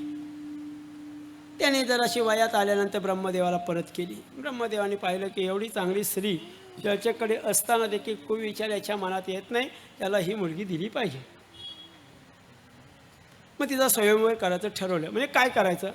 काही नाही, जो पहिली पृथ्वी प्रदक्षिणा करील त्याला ही मुलगी देण्यात येईल. मग इंद्र राजा आपल्या ऐरावतावर निघाला. वरुण देवता होत्या, अग्निदेवता होते, हे सगळे देवता होत्या, रांगेने लागल्या. त्याचवेळी गौतम नावाचे ऋषी तिथे उपस्थित होते. संध्याकाळची वेळ होती. एक गाय व्यात होती, प्रसूत होत होती, आणि त्या अर्धप्रसूत झालेल्या गायीला त्याने केली परिक्रमा. अर्धप्रसूत गायीला परिक्रमा केल्यामुळं पृथ्वी प्रदक्षिणेचं पुण्य प्राप्त झालं. मूल नावाच्या नक्षत्राचा दोष असला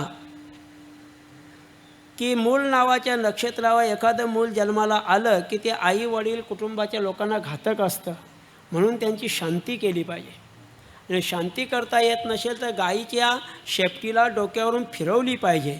पण त्या गायीची शेपटी डोक्यावरून फिरवा जी गायी आपल्याला फ्रॅक्चर करणार नाही. ती चांदीची आपण देतो ना गाय, ती 250 रुपयाची होती, दशकिलेची, ती नाही, ती नाही. गायीची सेवा केली पाहिजे. आपल्या दिंडीगडमध्ये, दिंडीगड माहीत आहे ना, चिदानंद सरस्वती समोर आहेत, गौशाला आहे आपली. गौशालेवर जावं, आपल्या मुलांचे वाढदिवस असतील तर तिथं त्या मुलांना घेऊन जावं. आपल्या गौशालेत भरपूर खायला आहे, तिथं जेवण बिवण बनवा, गायींना चारा न्या. गाय आशीर्वाद दिल्याशिवाय राहणार नाही. रामायण अख्खं या गायीच्या शेवेवर चाललं आहे, महाभारत अख्खं या गायीच्या शेवेवर चाललं आहे. गाय आमची माता आहे. हिंदू राष्ट्र जेव्हा आम्ही ठरवायला लागतो ना, तेव्हा गायींची कत्तल होणार नाही असे कायदे आपल्या देशाच्या राजांनी केले पाहिजेत. ज्या अर्थी कायदे संपन्न होत नाही त्या अर्थी हे राजे हिंदू बोलण्याच्या लायकीचे नाही आहे. आता राजांना जाऊन माझं नाव नका सांगू, सांगितलं तरी मी हनुमान आहे, ध्यानात ठेवा. गायीची सेवा केली पाहिजे. पूर्वी आपल्या प्रत्येकाच्या गोठ्यांमध्ये गायी असायच्या, प्रत्येक. आम्ही पण गायी, आम्ही तर परीक्षा असायची, आम्ही BA MA शिकताना पण हातामध्ये छत्री आणि त्या एखाद्या दगडावर बसून असा अभ्यास करायचो. मला आठवतं ना, ते गायी घेऊनच जायचो. ढोरांच्या जायची मजाच लई वेगळी असतं. आणि मग शेतामध्ये पटोरे आल्यावर मग काय बघाल ते खायचा आनंद. गौसेवा केली पाहिजे, गायीची सेवा केली पाहिजे. एखादा डबा इथे मांडला असे गायीच्या निमित्ताने, कीर्तन करायला 2 पैसे कमी द्या, पण त्या डब्यात जास्त पैसे टाका की ते आपल्या गायीला जातील. गाय टिकेल. गाय टिकला की गौमाता टिकली की देश टिकेल, ध्यानात ठेवा. आपला समाज गायीची पूजा करत नाही असं नाही, करतो.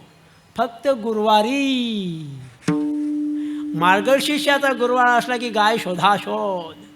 एकदा गुरुवार संपल्यावर नंतर गाय कुठं ना ती माय कुठं, काय घेणं. या रघु राजाचे जन्माचं कारणच गाय आहे.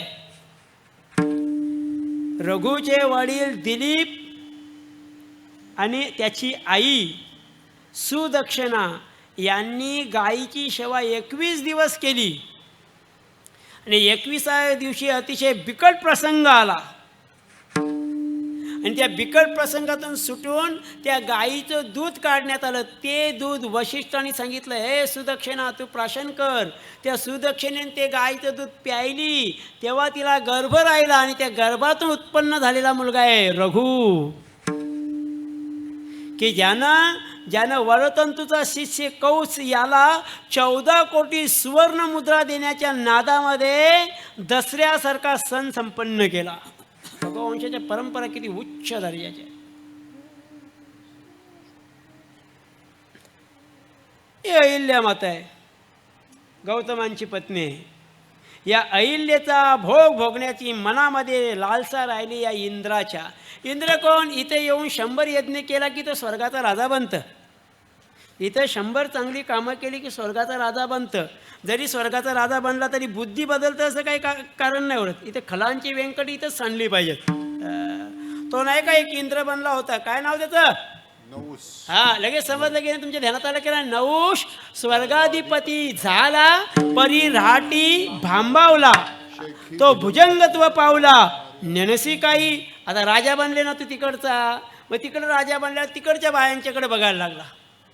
मी त्या दिवशी उदाहरण दिलं. मार्च महिन्याची 3 तारीख होती. मार्च महिन्याची 3 तारीख होती. 28 फेब्रुवारीला त्याचं लग्न झालं होतं.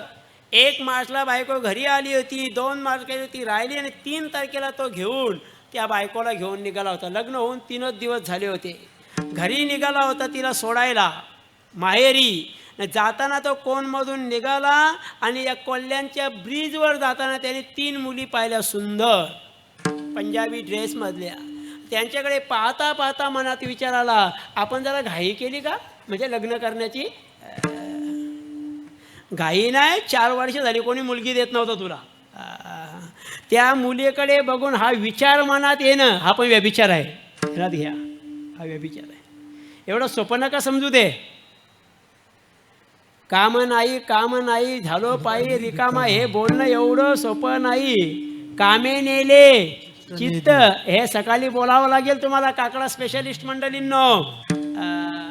ज्यांच्या अंतःकरणात अजिबात काम नाही तो राम आहे. कामाने ज्याची वस्ती करून ठेवलेली आहे तो रावण आहे.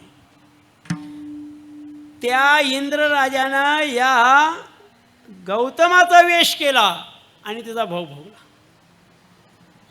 हे त्याला समजल्यावर त्यानं इंद्राला शाप दिला की तुझं राज्य लयास जाईल, तुझ्या अंगावर 1000 छिद्र पडतील.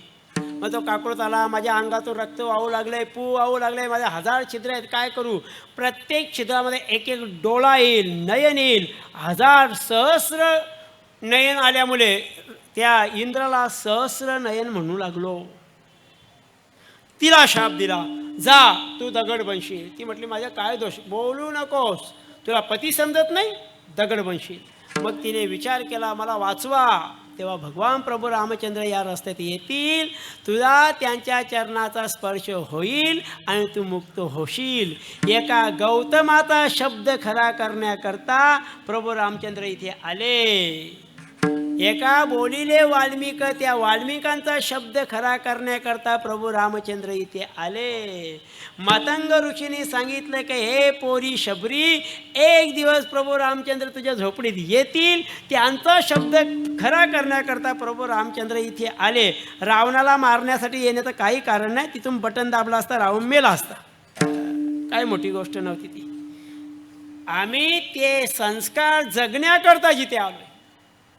शिला होती, मनुष्य झाली, थोर कीर्ती वाखाणली, लंका दहन केली हनुमंते काशाने. काय झालं?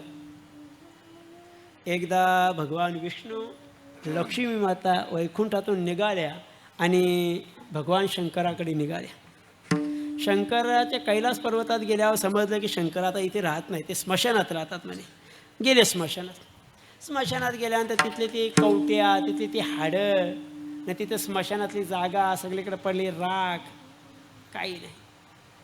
आणि मग ते पाहिल्यानंतर आपली साडी कशी तरी सावऱ्यातच कशा तरी उभ्या राहिल्या लक्ष्मी माता. आणि निघताना म्हटलं पार्वती ताई साहेब, एकदा आमच्या घरी गरिबाकडे या. हां, श्रीमंत माणसं जेव्हा अशी बोलतात ना, आमच्या घरी गरिबाकडे या, देव एकदा त्यांना गरीब बनवून दाखवावाच, मग त्यांना समजेल गरीब काय असतं ते.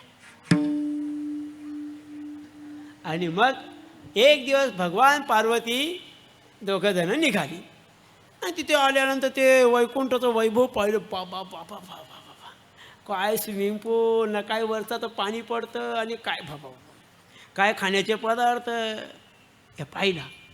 पाहीपर्यंत काय नाही, नंतर येताना जसे दोघं नंदीवर बसले तसे बघा त्यांचा घर कसा ना आपला कसा, म्हणून कोणाच्या घरी नेताना जरा विचार करत चला. तुम्हाला आश्चर्य वाटेल, या आपल्या समाजात किती श्रीमंत लोक राहतात याचा अंदाज नाही तुम्हाला. म्हणजे मला पण नव्हता. मला त्यांनी बोलले महाराज घराचे शांती करता या. म्हणजे माझ्याकडे वेळ नाही, त्या दिवशी मी येणार नाही, पण जेव्हा केव्हा मी त्या भागात येईन तेव्हा नक्की तुमच्या घरी येईन. त्या भागात गेलो, त्यांनी घेऊन गेले, अख्खं घर दाखवलं. हो, देवघर तर अप्रतिम. आणि ज्यांच्याकडे संपत्ती आहे ना, त्यांनी नक्की मोठी घरं चांगली बांधारे, मस्त आनंद घ्या त्याचा. आहे ना पैसा आपला, फक्त तो दुसऱ्याला लुटून असलेला नसला पाहिजे. मग सगळं दाखवल्यानंतर त्याच्या त्या बाथरूममध्ये गेलो. मी त्याला सहज विचारलं, हे संडाचं भांडं किती रुपयाचं आहे? मी माणूस दाखवेला तुम्हाला, हे संडाचं भांडं किती रुपयाचं आहे? ते सहज बोलला, महाराज ते भांडं 15 लाख रुपयाचं आहे. 15 लाख रुपयाचं संडाचं भांडं वापरणारी माणसं या समाजात आहेत, हे ध्यानात ठेवा. हे किती श्रीमंत लोक आहेत आपल्याकडे, आणि त्याचा उपभोग आपण घेतला पाहिजे.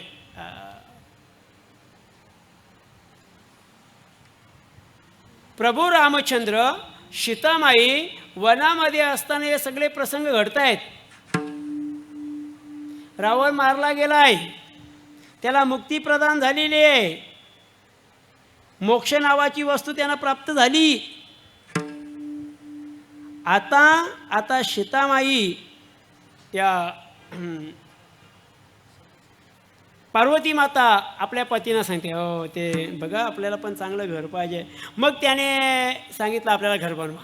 विश्वकर्माने घर लंका सोन्याची बनवली. मग वास्तुशांती पाहिजे, वास्तू पुरुष पाहिजे. मग वास्तुशांती करता ब्राह्मण कोण? म्हणे रावण. बोलवा रावणाला. रावणाने पूजा केली, म्हणे दक्षिणा द्या. म्हणे काय दक्षिणा पाहिजे? हे घरच द्या. द्यावं लागलं. जिथे होते तिथेच आले. एक ध्यानात ठेवा, समय से पहले और भाग्य से ज़्यादा कभी किसी को कुछ नहीं मिलता. नीट ऐका, ती वेळ आल्याशिवाय आणि भाग्यात असल्याशिवाय कधीच कोणालाच काहीच मिळणार नाही मिळणार. ते तुमच्या भाग्यात असावं लागतं. आपल्या जमिनी असाव्या आणि पहिला हप्ता आपल्याला यावा, दुसऱ्या हप्त्यासाठी आपण ते एजंट मागे लागावं. हे कधी देशील देतो करून काही वर्ष जातात, पैसे येत नाहीत. उलट आपल्यापेक्षा त्या एजंटलाच जास्त पैसे मिळून जातात, कारण ते आपल्या भाग्यात नाही. पण जर आपल्या भाग्यात असेल ना, तर कोणीतरी सांगायला येतो, बघा तुमच्या आजोबांचं नाव इकडं निघालेलं आहे, तुमचे पैसे घेऊन जा. आपल्याला माहीत पण नव्हतं. ते भाग्याचे निभडते, उद्यमाचे निमिसे, समृद्धी आप ऐसे घर रिघे. एक समृद्धी येण्याकरता, भाग्य उदयाला येण्याकरता आपल्याला कर्म चांगली करावी लागते. त्या दिवशी पार्वती मातेनं ठरवलं, बस पुन्हा जेव्हा केव्हा मी या तुझ्या लंकेत येईन त्या दिवशी हिला जाळल्याशिवाय राहणार नाही. मारुतीराया प्रभू रामचंद्रांची सेवा करण्याकरता भगवान स्वतः मारुतीराया बनले. आणि मारुतीराया तर ब्रह्मचारी आहेत. मग पार्वती मातेला याला जागा नाही म्हणून त्या शेपटीच्या रूपाने आल्या आणि शेपटीच्या रूपाने येऊन त्या रावणाच्या लंकेला तिने आग लावली. लंका दहन केली हनुमंते काशाने केली. असा हा परमात्मा, त्याच्या चरणावर मी वंदन करतो. शेवटच्या चरणावर जानकी जीवन बोला संधी येतो मला. विठोबा रखुमाई बोले, चला विठोबा रखुमाई रखुमाई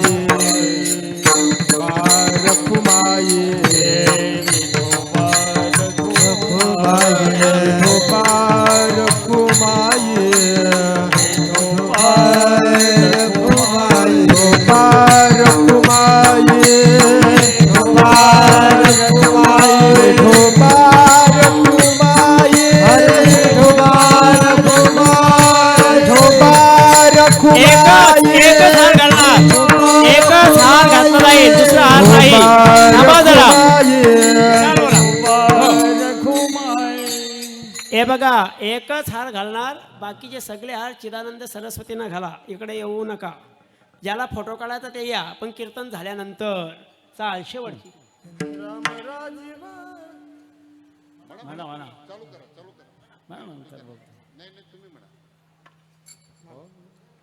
राम राजीव लोचन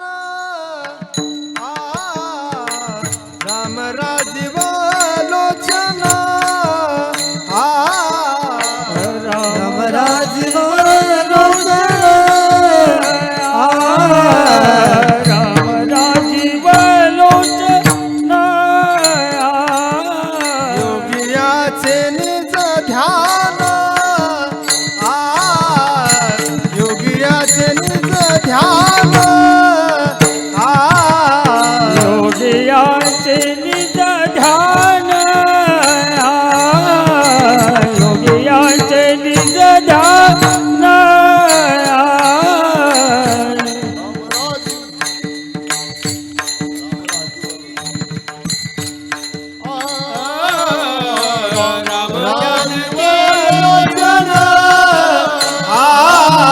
राम राजीव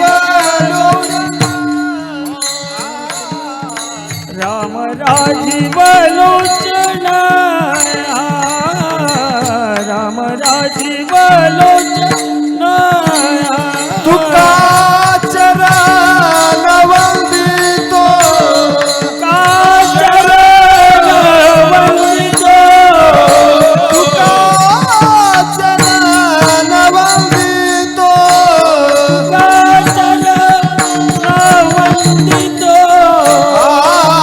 नाम चांगले चांगले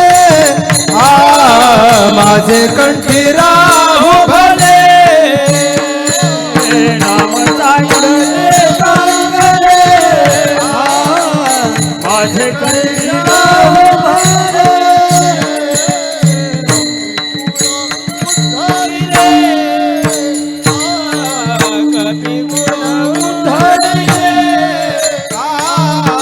कभी कुल उधरले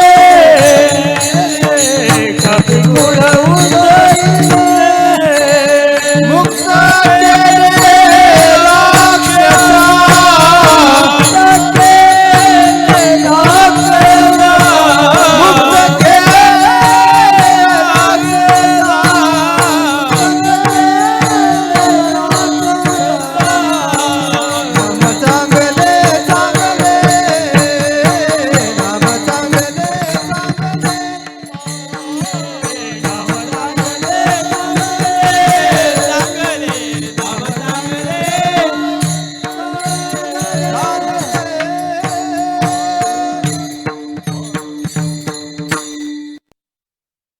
राम जानकी जीवन राम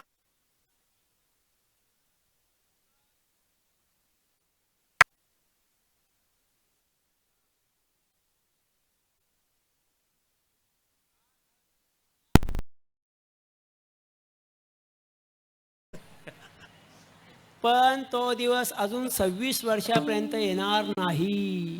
अजून मी 26 वर्ष जगेल, घाबरू नका. बरेच लोकांचे 13वे मी खाणार आहे. खरंच बोलतो.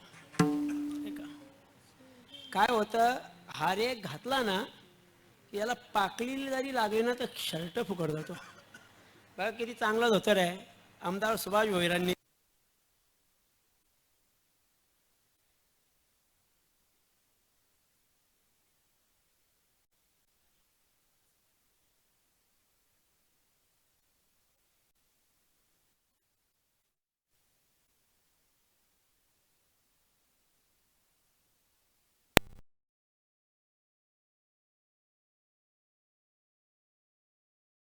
पैशातून तिने आणलेला शर्टपीस, नुसता शर्टपीस नाही, त्या शर्टपीसवर तिने दिलेले मला 250 रुपये. त्यातले महाराज, माझे पती गेल्यानंतर तुम्ही कीर्तन केलं आणि ते कीर्तनात मला तुम्हाला पैसे द्यायला जमले नव्हते. हा शर्टपीस तरी शिवा, एकदा तरी घाला. म्हणून परवा दिवशी गुढीपाडव्याच्या दिवशी घातलाय. आमदार साहेबांच्या धोतराला जेवढी किंमत आहे ना तेवढी किंमत त्या स्त्रीसाठी. मी नाव नाही सांगणार तिचं यासाठी, मग लोकांचा वेगवेगळा विचार होतो. एक दुसरं कारण आहे ते अंगावर हार घातले की एखादी पाकळी लागली की हा 800-900चा फुकट जाणार. फुकट जाणार ती बाग वेगळी. त्याचा डाग काढता काढता बायको आपल्याला समजून त्या शर्टाला मारणार, तो भाग दुसरा. 2. तिसरी गोष्ट, हार घालून उपयोग काय? एवढे हार घालण्यापेक्षा हारांना जेवढे पैसे लागतात तेवढे 50-100 रुपये दिले तर 2 दिवसाच्या गायींचा चारा तरी येईल. हे हार घालून बरं त्याच्यात पद्धत पण फार वेगळी आहे अलीकडे. एक हार घालायचा, दुसरा घालायचा, मग ती चाल वाढत राहील, वेळ निघून जाईल. ती हार घालता घालता अशी एकदम छाती भरून पोट भरून हार येणार. ते मग काढले की मग एक बादशाह उठणार, तो हळूहळू चालत येणार, सगळ्यांना दिसणार आणि मग तो हार घालताना 4-5 फोटो काढून निघून जाणार. एका जोकर ठेवलेत का आम्हाला? या चुकीच्या गोष्टी. आता मी चोपदारांना सांगितलं तुम्ही तिकडे इथे नाही राहायचा, आम्हाला धक्के मारायला. चोपदार गेटवरच असला पाहिजे. दत्तात्रय चोपदार, पुढे उभा काठीकर. तो शायनिंग उभा असतो चोपदार, असं नाही चालत तिथं. परमार्थिक जीवनना चांगलंच जगलं पाहिजे आपण. तुम्ही सगळी श्रीमंत घरची माणसं आहात म्हणून तुम्हाला पैशाची किंमत नाही. आम्हाला माहिती पैसा काय असतं. या कधीतरी कोलेगावच्या नाक्यावर सकाळी 9 वाजता अख्खा दिवस काम केल्यानंतर त्यांच्या हाताला 500 रुपये मिळतात. खडी उचल, रेती उचल, दगड उचल, पाण्याच्या बादल्या उचला. अख्खा दिवस काम केल्यानंतर त्या महिलेच्या हातात 500 रुपये भेटतात, फक्त 500 रुपये. आणि आम्हाला इथे आल्यानंतर काजू, बदाम, जेवण आणि जाताना काहीतरी ते तर देतात रे पाकिट. तुम्ही पैसे सौजन्य कशाला दिले नाव मग ते दिलं जातं. नुसतं बोलल्यावर एवढं दिलं जातं, बदल्यावर वागल्यावर काय काय मिळेल? ते जीवन आमचं असलं पाहिजे. जीवन कोणाचं आहे? राम, राजीव, लोचन, राम, जानकी जीवन. जानकी मातेचे ते जीवन आहेत. कोण जानकी माता? बस तुम्ही काही म्हणा, मला पट्टराणी बनवायला तयार असाल पण मी माझ्या पतीसहित सुखी आहे. अन्य पतीची गरज नाही. जसे प्रभू रामचंद्र एक पत्नीत्वाचे आहेत तसे सीतामाई देखील एक पतित्वाची आहे, नकारता येणार नाही. यत्र नार्यस्तु पूजन्ति तत्र रमन्ति देवता. ऐका, शेवटचा मुद्दा ऐका, थांबतो. श्रुतश्रवा नावाचा एक ब्राह्मण आहे, जोडी पती पत्नी. त्यांना असं वाटतं आपल्याला एक मुलगी झाली पाहिजे आणि ती पण भगवान विष्णूची पत्नी बनली पाहिजे अशी मुलगी. आता वेदांचा उच्चार करता रोज वेद सुरू. जसं उपनिषदांनी आपल्याला सांगितलं, ब्रह्म ब्रह्मांड ब्रह्मवर्चसी जायताम अस्मिन् राष्ट्रे राजन्यैषव्यः शिरो महारथो जायताम द्रोग्नी धेनुरोढा नडवाना सुसप्ति पुरेन्द्रियोर्षा विष्णु रथेष्टा सभेयो युवासे यजमानस्य विरो जायताम. अशा प्रकारे उपनिषदांची विधानं आहेत ती सगळी. उपनिषदांनी शांतिपाठ मांडलेत. वेगवेगळ्या प्रकारचे उपनिषदांची वेगवेगळी शांतिपाठ आहेत. ओम सहनाववतु सहनो भुनक्तु. ओम पूर्णमदा पूर्णमिदं पूर्णात् पूर्णमुदच्यते पूर्णस्य पूर्णमादाय पूर्णमेवावशिष्यते. उपनिषदांची शांतिपाठ आहेत आपल्याकडेही. तो बोलत होता वेद वदता वदता त्याच्या मुखातून एक मुलगी बाहेर पडली, कन्या बाहेर पडली. वेद वदतानाच पडल्यामुळे त्या मुलीचं नाव ठेवलं वेदवती. जराशी वयात आली, जराशी, आणि इतक्यात तिचे वडील मरण पावले म्हणून आई त्यांच्याबरोबर सती गेली. तिला मरण्यापूर्वी त्यांनी सांगितलं होतं तुझा जन्म फक्त विष्णूशी लग्न करण्याकरता आहे. मग विष्णू परमात्म्याची प्राप्ती करण्याकरता तिनं 4 बाजूला 4 कुंड पेटवले आणि मध्ये अशी शांतपणे देवाचं चिंतन करू लागली. ओम नमो भगवते वासुदेवाय. ओम नमो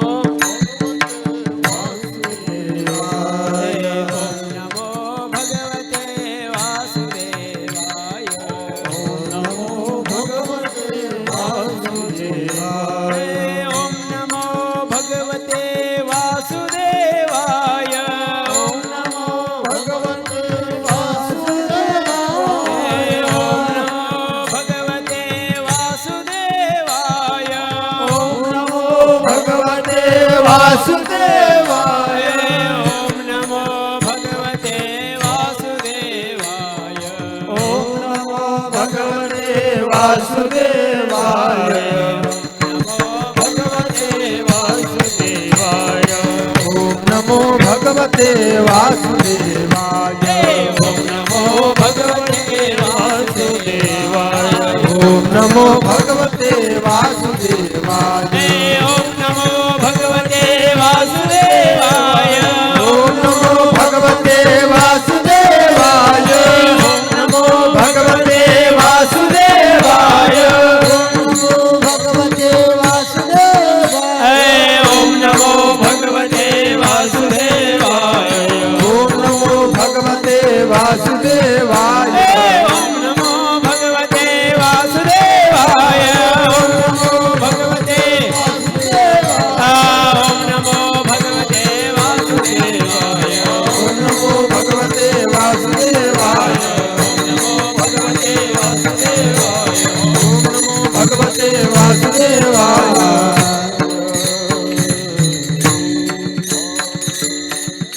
ती वेदवती देवाचं चिंतन करत असताना इतक्या जोरात बोलू लागली इतक्यात पुष्पक विमानातून रावण चालला होता. रावणाची नजर तिच्यावर पडली. फार सुंदर आहे ही, आपली बायको झाली तर बरी, त्याला असंच वाटायचं.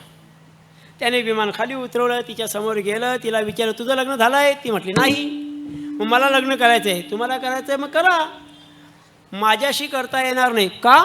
कारण मी विष्णूची प्राप्ती करतोय. अरे तर म्हटलं विष्णू काय घेऊन बसले, सगळे माझ्या ताब्यात आहेत. 33 कोटी देव बंदी हरिले शीतेला, सगळे माझ्या ताब्यात आहेत, कर माझ्याशी लग्न. ती नाही म्हटली म्हणून जबरदस्ती करण्याकरता तिच्या अंगावर धावल्याबरोबर तिनं त्या कुंडामध्ये मारली उडी मारल्यानंतर ती जळू लागली म्हणून रावणाने पाणी आणलं, पाण्यामध्ये ते कुंड विझवून हात घातलं, पाहतो काही सापडेना, कुठे गेली स्त्री. त्याच्या हाताला एक रत्न लागलं. रत्न ऐका, या ऐकायला नाही भेटणार, ऐका. रत्न लागलं. ते रत्न इतकं तेजस्वी होतं, रावणाने एका पेटीमध्ये बांधलं आणि ती पेटी आपली पत्नी मंदोदरी या मंदोदरीच्या जवळ पोचवली. मंदोदरीने रात्रीच्या वेळी पेटी उघडली, पाहिलं तर बापरे रत्न, हे रत्नाची झालेली कन्या. आणि कन्या पाहून तिला असं वाटलं ही कन्या आपल्याला घातीने ठरू शकते, म्हणून तिने परत आपल्या पतीला सांगितलं, अहो ही पेटी जिथून आणली तिथे नेऊन सोडा. त्याने परत ती शिप्रा नावाच्या नदीच्या तीरावर नेऊन ठेवली. शिप्रा नावाच्या नदीच्या तीरावर वेदवती त्या रत्नांच्या रूपाने पेटीमध्ये असताना झालं असं की जनक नावाच्या राजाला त्याचा गुरु शतानंद म्हणजे अहिल्या माता आणि गौतमांचा पुत्र शतानंद हा जनकांचा राजपुरोहित याने सांगितलं तुम्हाला यज्ञ करायचं ना, मग यज्ञासाठी जागा शोधा. शुद्ध अशी जागा शोधू लागले. त्या जागेवर नांगर धरत असताना नांगराचा पुढचा शीत म्हणजे फाल लागल्यामुळे त्या पेटीतून निघालेल्या मुलीला नाव दिलं सीता. पहिलं तिचं नाव आहे वेदवती, मग नाव पडलं सीता. मिथिला नावाच्या नगरीमध्ये सापडली म्हणून तिचं नाव ठेवलं मिथिली. आणि जनकाची कन्या म्हणून तिचं नाव ठेवलं जानकी. लग्नानं तिला आईनं सल्ला दिला, तुझे हे पती आहेत यांना आपत्ती येईल असं कधी वागू नये. आणि म्हणून त्या जानकी मातेचे ते कोण आहेत? जीवन. राम जानकी जीवन योगी यांचे निज ध्यान. राम राजीव लोचन तुका चरण वंदितो. नाम चांगले माझे कंठी राहो भले. कपिकुल उद्धरिले मुक्त केले राक्षसा. 11:03 शेवटची 2 मिनिटं बाकी. सुंदर अशी ज्ञानोबांची धून होईल. नाचणार.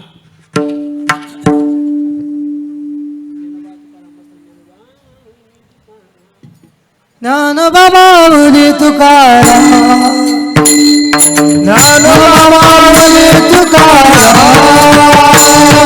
ज्ञानोबा माऊली तुकाराम, ज्ञानोबा माऊली तुकाराम, ज्ञानोबा माऊली तुकाराम, ज्ञानोबा माऊली तुकाराम, ज्ञानोबा माऊली तुकाराम, ज्ञानोबा माऊली तुकाराम.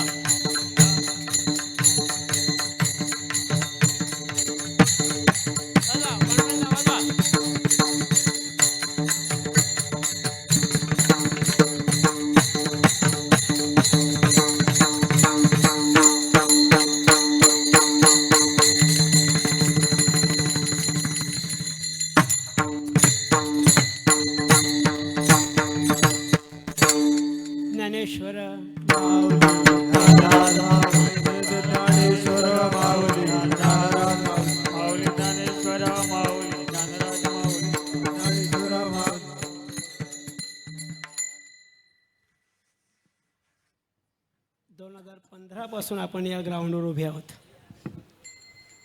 11 वर्ष झाली. ते पण नाही कंटाळले आणि आम्ही नाही कंटाळलो. चिदानंद सरस्वतींनी दिलेली संधी आम्ही आजपर्यंत प्रामाणिकपणे पार पाडलेली आहे. गुरुनाम गुरुवारी चिदानंद सरस्वतींना मी विनंती करतो की त्यांनी आम्हाला मार्गदर्शन करावं. इकडे ये ना बा, संपू आधी. विठ्ठल जय जय विठ्ठल जय विठ्ठल जय जय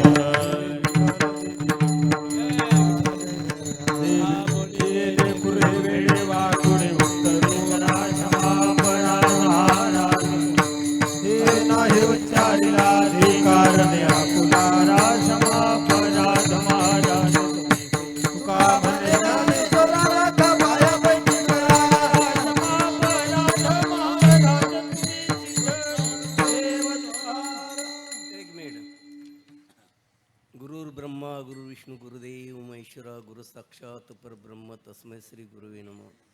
आताच आपण हरिभक्तपरायण भागवताचार्य रामायणाचार्य एवढे सर्व पुराणाचार्य हरिभक्तपरायण हनुमानजी महाराज यांचं सुश्राव्य असं कीर्तन ऐकलेलं आहे. आणि पहिल्या दिवसाची सेवा त्यांनी योग्य असं आजच्या दिवसाला शोभणारं असं अभंग घेतलेलं आहे आणि मंडळातर्फे त्यांचे आम्ही आभार मानतो आहे.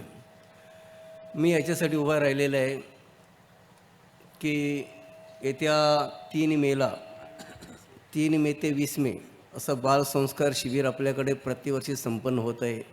यावर्षी 26वं वर्ष. गेल्या वर्षी रौप्य महोत्सव साजरा केला होता.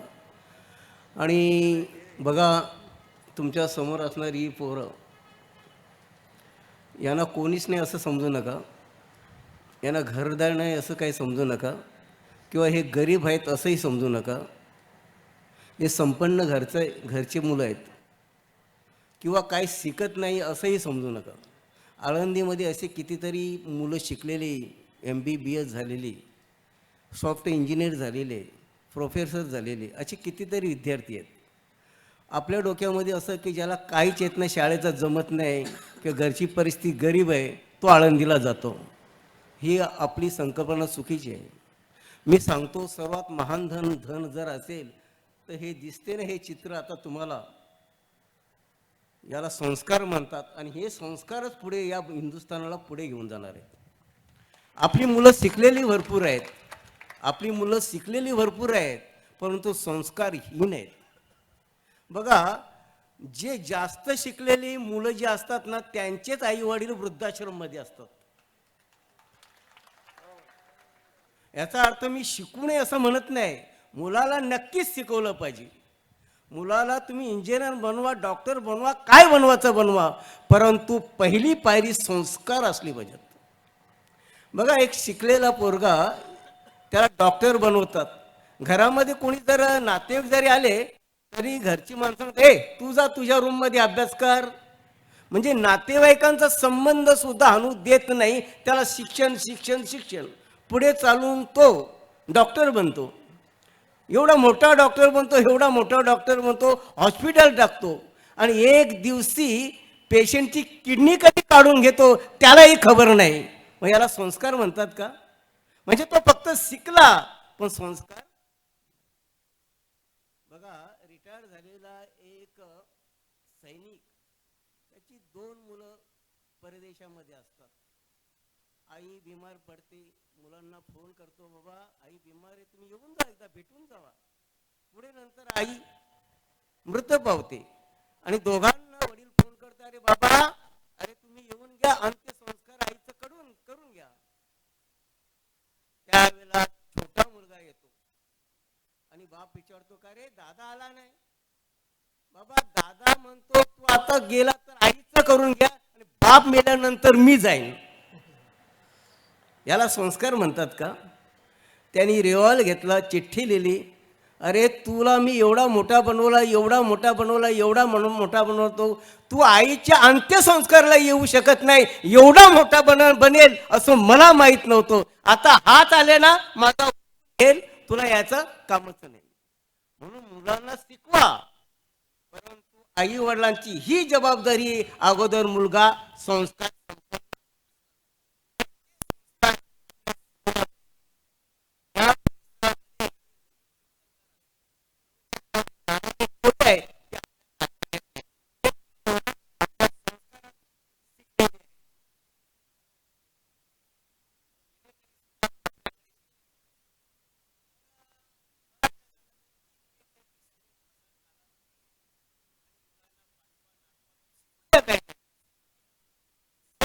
शिकले ना तर टाल घेऊन उभे राहतील, आणि जर नाही शिकले, संस्कार घेतलं, कदाचित परिस्थिती या सप्त्याची डाऊन होऊ शकतो. तर सर्वांना विनंती करतो, पैसा भरपूर कमवा, भरपूर कमवा, भरपूर कमवा, पण त्याचबरोबर संस्कार सुद्धा घ्या. जाता जाता परत एकदा सांगतो की बाबा सध्या अशी परिस्थिती आहे, लव जिहाद, लव लँड, धर्मांतर चारी बाजून वाढलेलं आहे. तुम्ही जव्हार बिवार सर्व आपले आदिवासी बांधव धर्मांतर करून म्हणजे ख्रिश्चन झालेले आहेत, ख्रिश्चन झालेले आहेत. आणि आपले जर बांधव असतील, ते आपले हिंदू आपले बांधव असतील आणि ते ख्रिश्चन होत असेल, तर दुर्भाग्य आपलंय. आपली संपत्ती काय कामाची? मार्च महिना तयार झाला की ख्रिश्चन लोक जातात त्यांच्याकडे, त्यांच्या गरजा त्यांच्या पुरवतात, ते ख्रिश्चन होतात. अरे मग आपल्याकडे हळदी संभ्रमाचा अनेक रुपयाचा चुराडा होतो, त्याच्यातले थोडेसे खर्च केले तरी आपले बांधव ख्रिश्चन होणार नाही. दुसरी गोष्ट सांगतो तुम्हाला, दुसरी एक जात आहे की दादागिरी करते. तुम्हाला सांगायला नको की ती जात आहे, ती या देशाला तिने चारी बाजून पोखरलेलं आहे. 2047 पर्यंत त्यांचा टार्गेट ठरलेला आहे की मुस्लिम राष्ट्र बनवायचा. तुमची काय तयारी सांगा? तुमची काय तयारी आहे का? अरे पैसा किसी का सुरक्षा नहीं करता है, संगठन ही सबसे बड़ी सुरक्षा आहे. म्हणून पैशाच्याही मागे जास्त लागू नका. आपल्या शेजारी आपण सुरक्षित आहे का? बघा, बांगलादेशमध्ये आपले हिंदू बांधव होते, त्यांच्याकडे गाड्या होत्या, घोड्या होत्या, सर्वच काय ऐश्वर्य होते, बंगले होते, पण त्या पैसा त्या कामाला आला नाही. अहो नागावमध्ये, आपल्या नागावमध्ये आपल्या लोकांना घर सोडून सुरक्षित ठिकाणी जावं लागला. तर या गोष्टीचा निर्णय लवकर घ्या, नाहीतर येणारी पुढची पिढी तुम्हाला हसणार. अरे बाबा, तुम्ही पैशाच्याच मागे लागले का? आमच्या सुरक्षणाची जबाबदारी तुम्ही काय केली?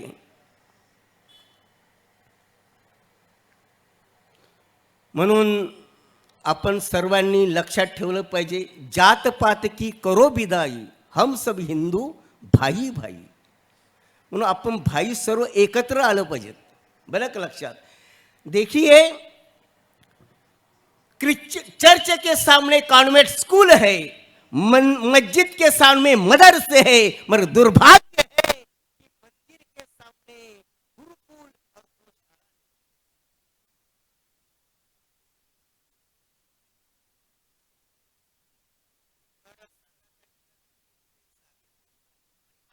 और सावध झाले नाही.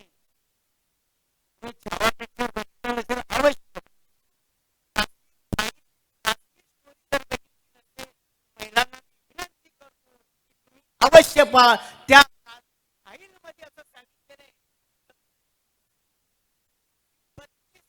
आपल्या बालिका, हिंदू बालिका केरला स्टोरीमध्ये आणि मुस्लिम झालेले आहेत.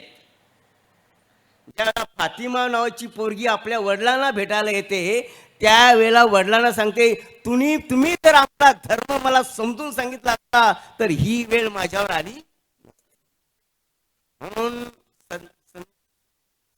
तुम्हाला बार बार सांगतो की आपल्या मुलींना संस्कार द्या, संस्कार द्या. नुसतं शिक्षण नको.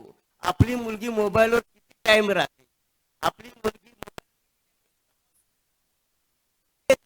कॉलेजला जाते, गडावर जाते, हे तपासून पहा. कारण दिंडी गडावर असे प्रकरण भरपूर येतात. सकाळी सकाळी त्यांचं दर्शन. या गोष्टी तुम्ही आता सावधतेने हाताळल्या नाही तर पुढे भविष्यात फार तुम्हाला धोका आहे. काश्मीरमध्ये काय झालं? सर्वच काय ऐश्वर्य त्यांच्याकडे होतं, परंतु ते सर्व सोडून त्यांना जावं लागले.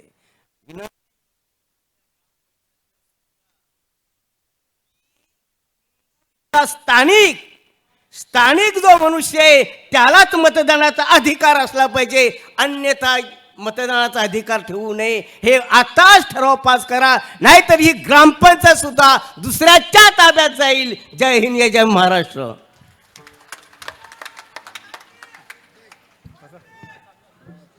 आजचे दोन्ही अन्नदाते या इकडे, दोन्ही अन्नदाते आणि सौजन्यवाले बळीराम मोहन कुठे आहे का?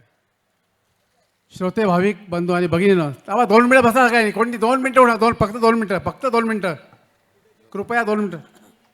आज आपल्या अखंड हरिनाम सप्ताहाचा पहिला दिवस आणि ह्या पहिल्या दिवसाचं उद्घाटन आपल्या गावचे सरपंच, उपसरपंच तसेच ज्येष्ठ श्रेष्ठ नागरिक, महिला मंडळ यांच्या उपस्थितीत सकाळी व्यवस्थितपणे पार पडला. आणि आजच्या पहिल्या दिवसाची कीर्तन सेवा हरिभक्तीपरायण हनुमान महाराज सत्यवान पाटील कोळेगाव यांचं ह्या ठिकाणी चांगल्या प्रकारे कीर्तन झालेलं आहे. महाराजांमध्ये सांगायचं म्हणजे महाराजांनी या आमच्या जेव्हा 2015 साली सुनीताताई हेंदर म्हात्रे आणि हेंदर लक्ष्मण म्हात्रे यांच्या सौजन्याने जो हरिद्वार येथे पहिला सप्ताह केला होता, तो सप्ताह हनुमान महाराजांच्या नेतृत्वाखाली झाला होता. आणि तो सप्ताह न भूतो न भविष्यती आतापर्यंत जेवढे आम्ही सप्ते ऐकले, कथा ऐकल्या, त्यांचे कीर्तन ऐकले, परंतु हा 2015चा हरिद्वार येथील हा कीर्तन सोहळा खरोखर अंगारे शहारे आणणारा असा कीर्तन सोहळा होता. आणि या हनुमान महाराजांचे आम्ही या ठिकाणी धन्यवाद व्यक्त करतो. पुढे बळीराम नाही तुम्ही जा ना, तुम्ही जा. अन्नदाते या ना. अच्छा, उद्याचे कार्यक्रम असे असतील. अन्नदाते आहेत बबन शांताराम मुकादम यांच्या स्मरणार्थ ज्ञानेश्वर बबन मुकादम आणि हरिभक्तपण गणेश बबन मुकादम यांचं महाराजांनी आपले. त्याचबरोबर संध्याकाळचं रात्रीचं भोजन श्रीमती पद्माबाई अर्जुन नाईक यांचे देखील या ठिकाणी धन्यवाद. उद्याचे कार्यक्रम असे असतील. उद्या काकड आरती होईल, त्यानंतर भजन होईल. शंकर पास्ताजी भजन मंडळ कोण, बुवा मधुकर कराळे, रुपेश काळन आणि मृदुंगवादक दिनेश मुकादम आणि भरत कुंभार. त्यानंतर प्रवचन होईल हरिभक्तपरायण विष्णू महाराज शेलार पिसेगाव, सौजन्य विनाताई शिवाजी म्हात्रे माजी सरपंच. त्यानंतर कीर्तन होईल हरिभक्तीपरायण वैभव महाराज गाढवे जाकरवाडी पुणे, सौजन्य आहेत हरिभक्तपरायण राजू वसंत किनी. आणि उद्या दुपारचं भोजन आहे हरिभक्तपरायण मधुकर बळीराम करा यांच्याकडे दुपारचं भोजन आहे. आणि रात्रीचं भोजन आहे वैकुंठवासी हरिभक्तपरायण बळीराम महाराज मुकादम यांच्या स्मरणार्थ पांडुरंग बळीराम मुकादम यांच्याकडे होईल. या ठिकाणी आम्ही महाराजांना यशस्वी सन्मान करतो. आणि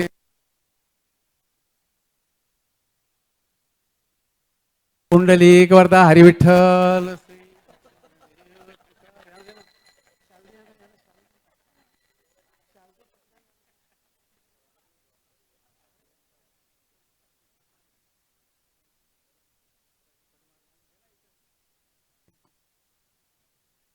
आडिवलीचे आपले दादा या ना, नाव लिहिले मी त्यांचं.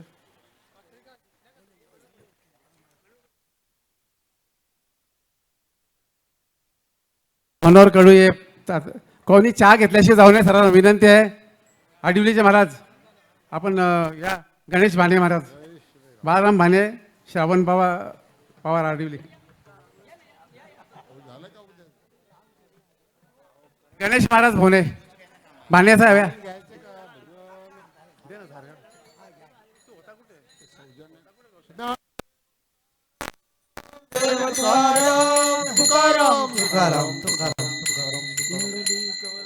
उद्या 8 वाजता बरोबर ज्ञानेश्वर पारायण सुरुवात होईल. कृपया याची नोंद घ्यायची.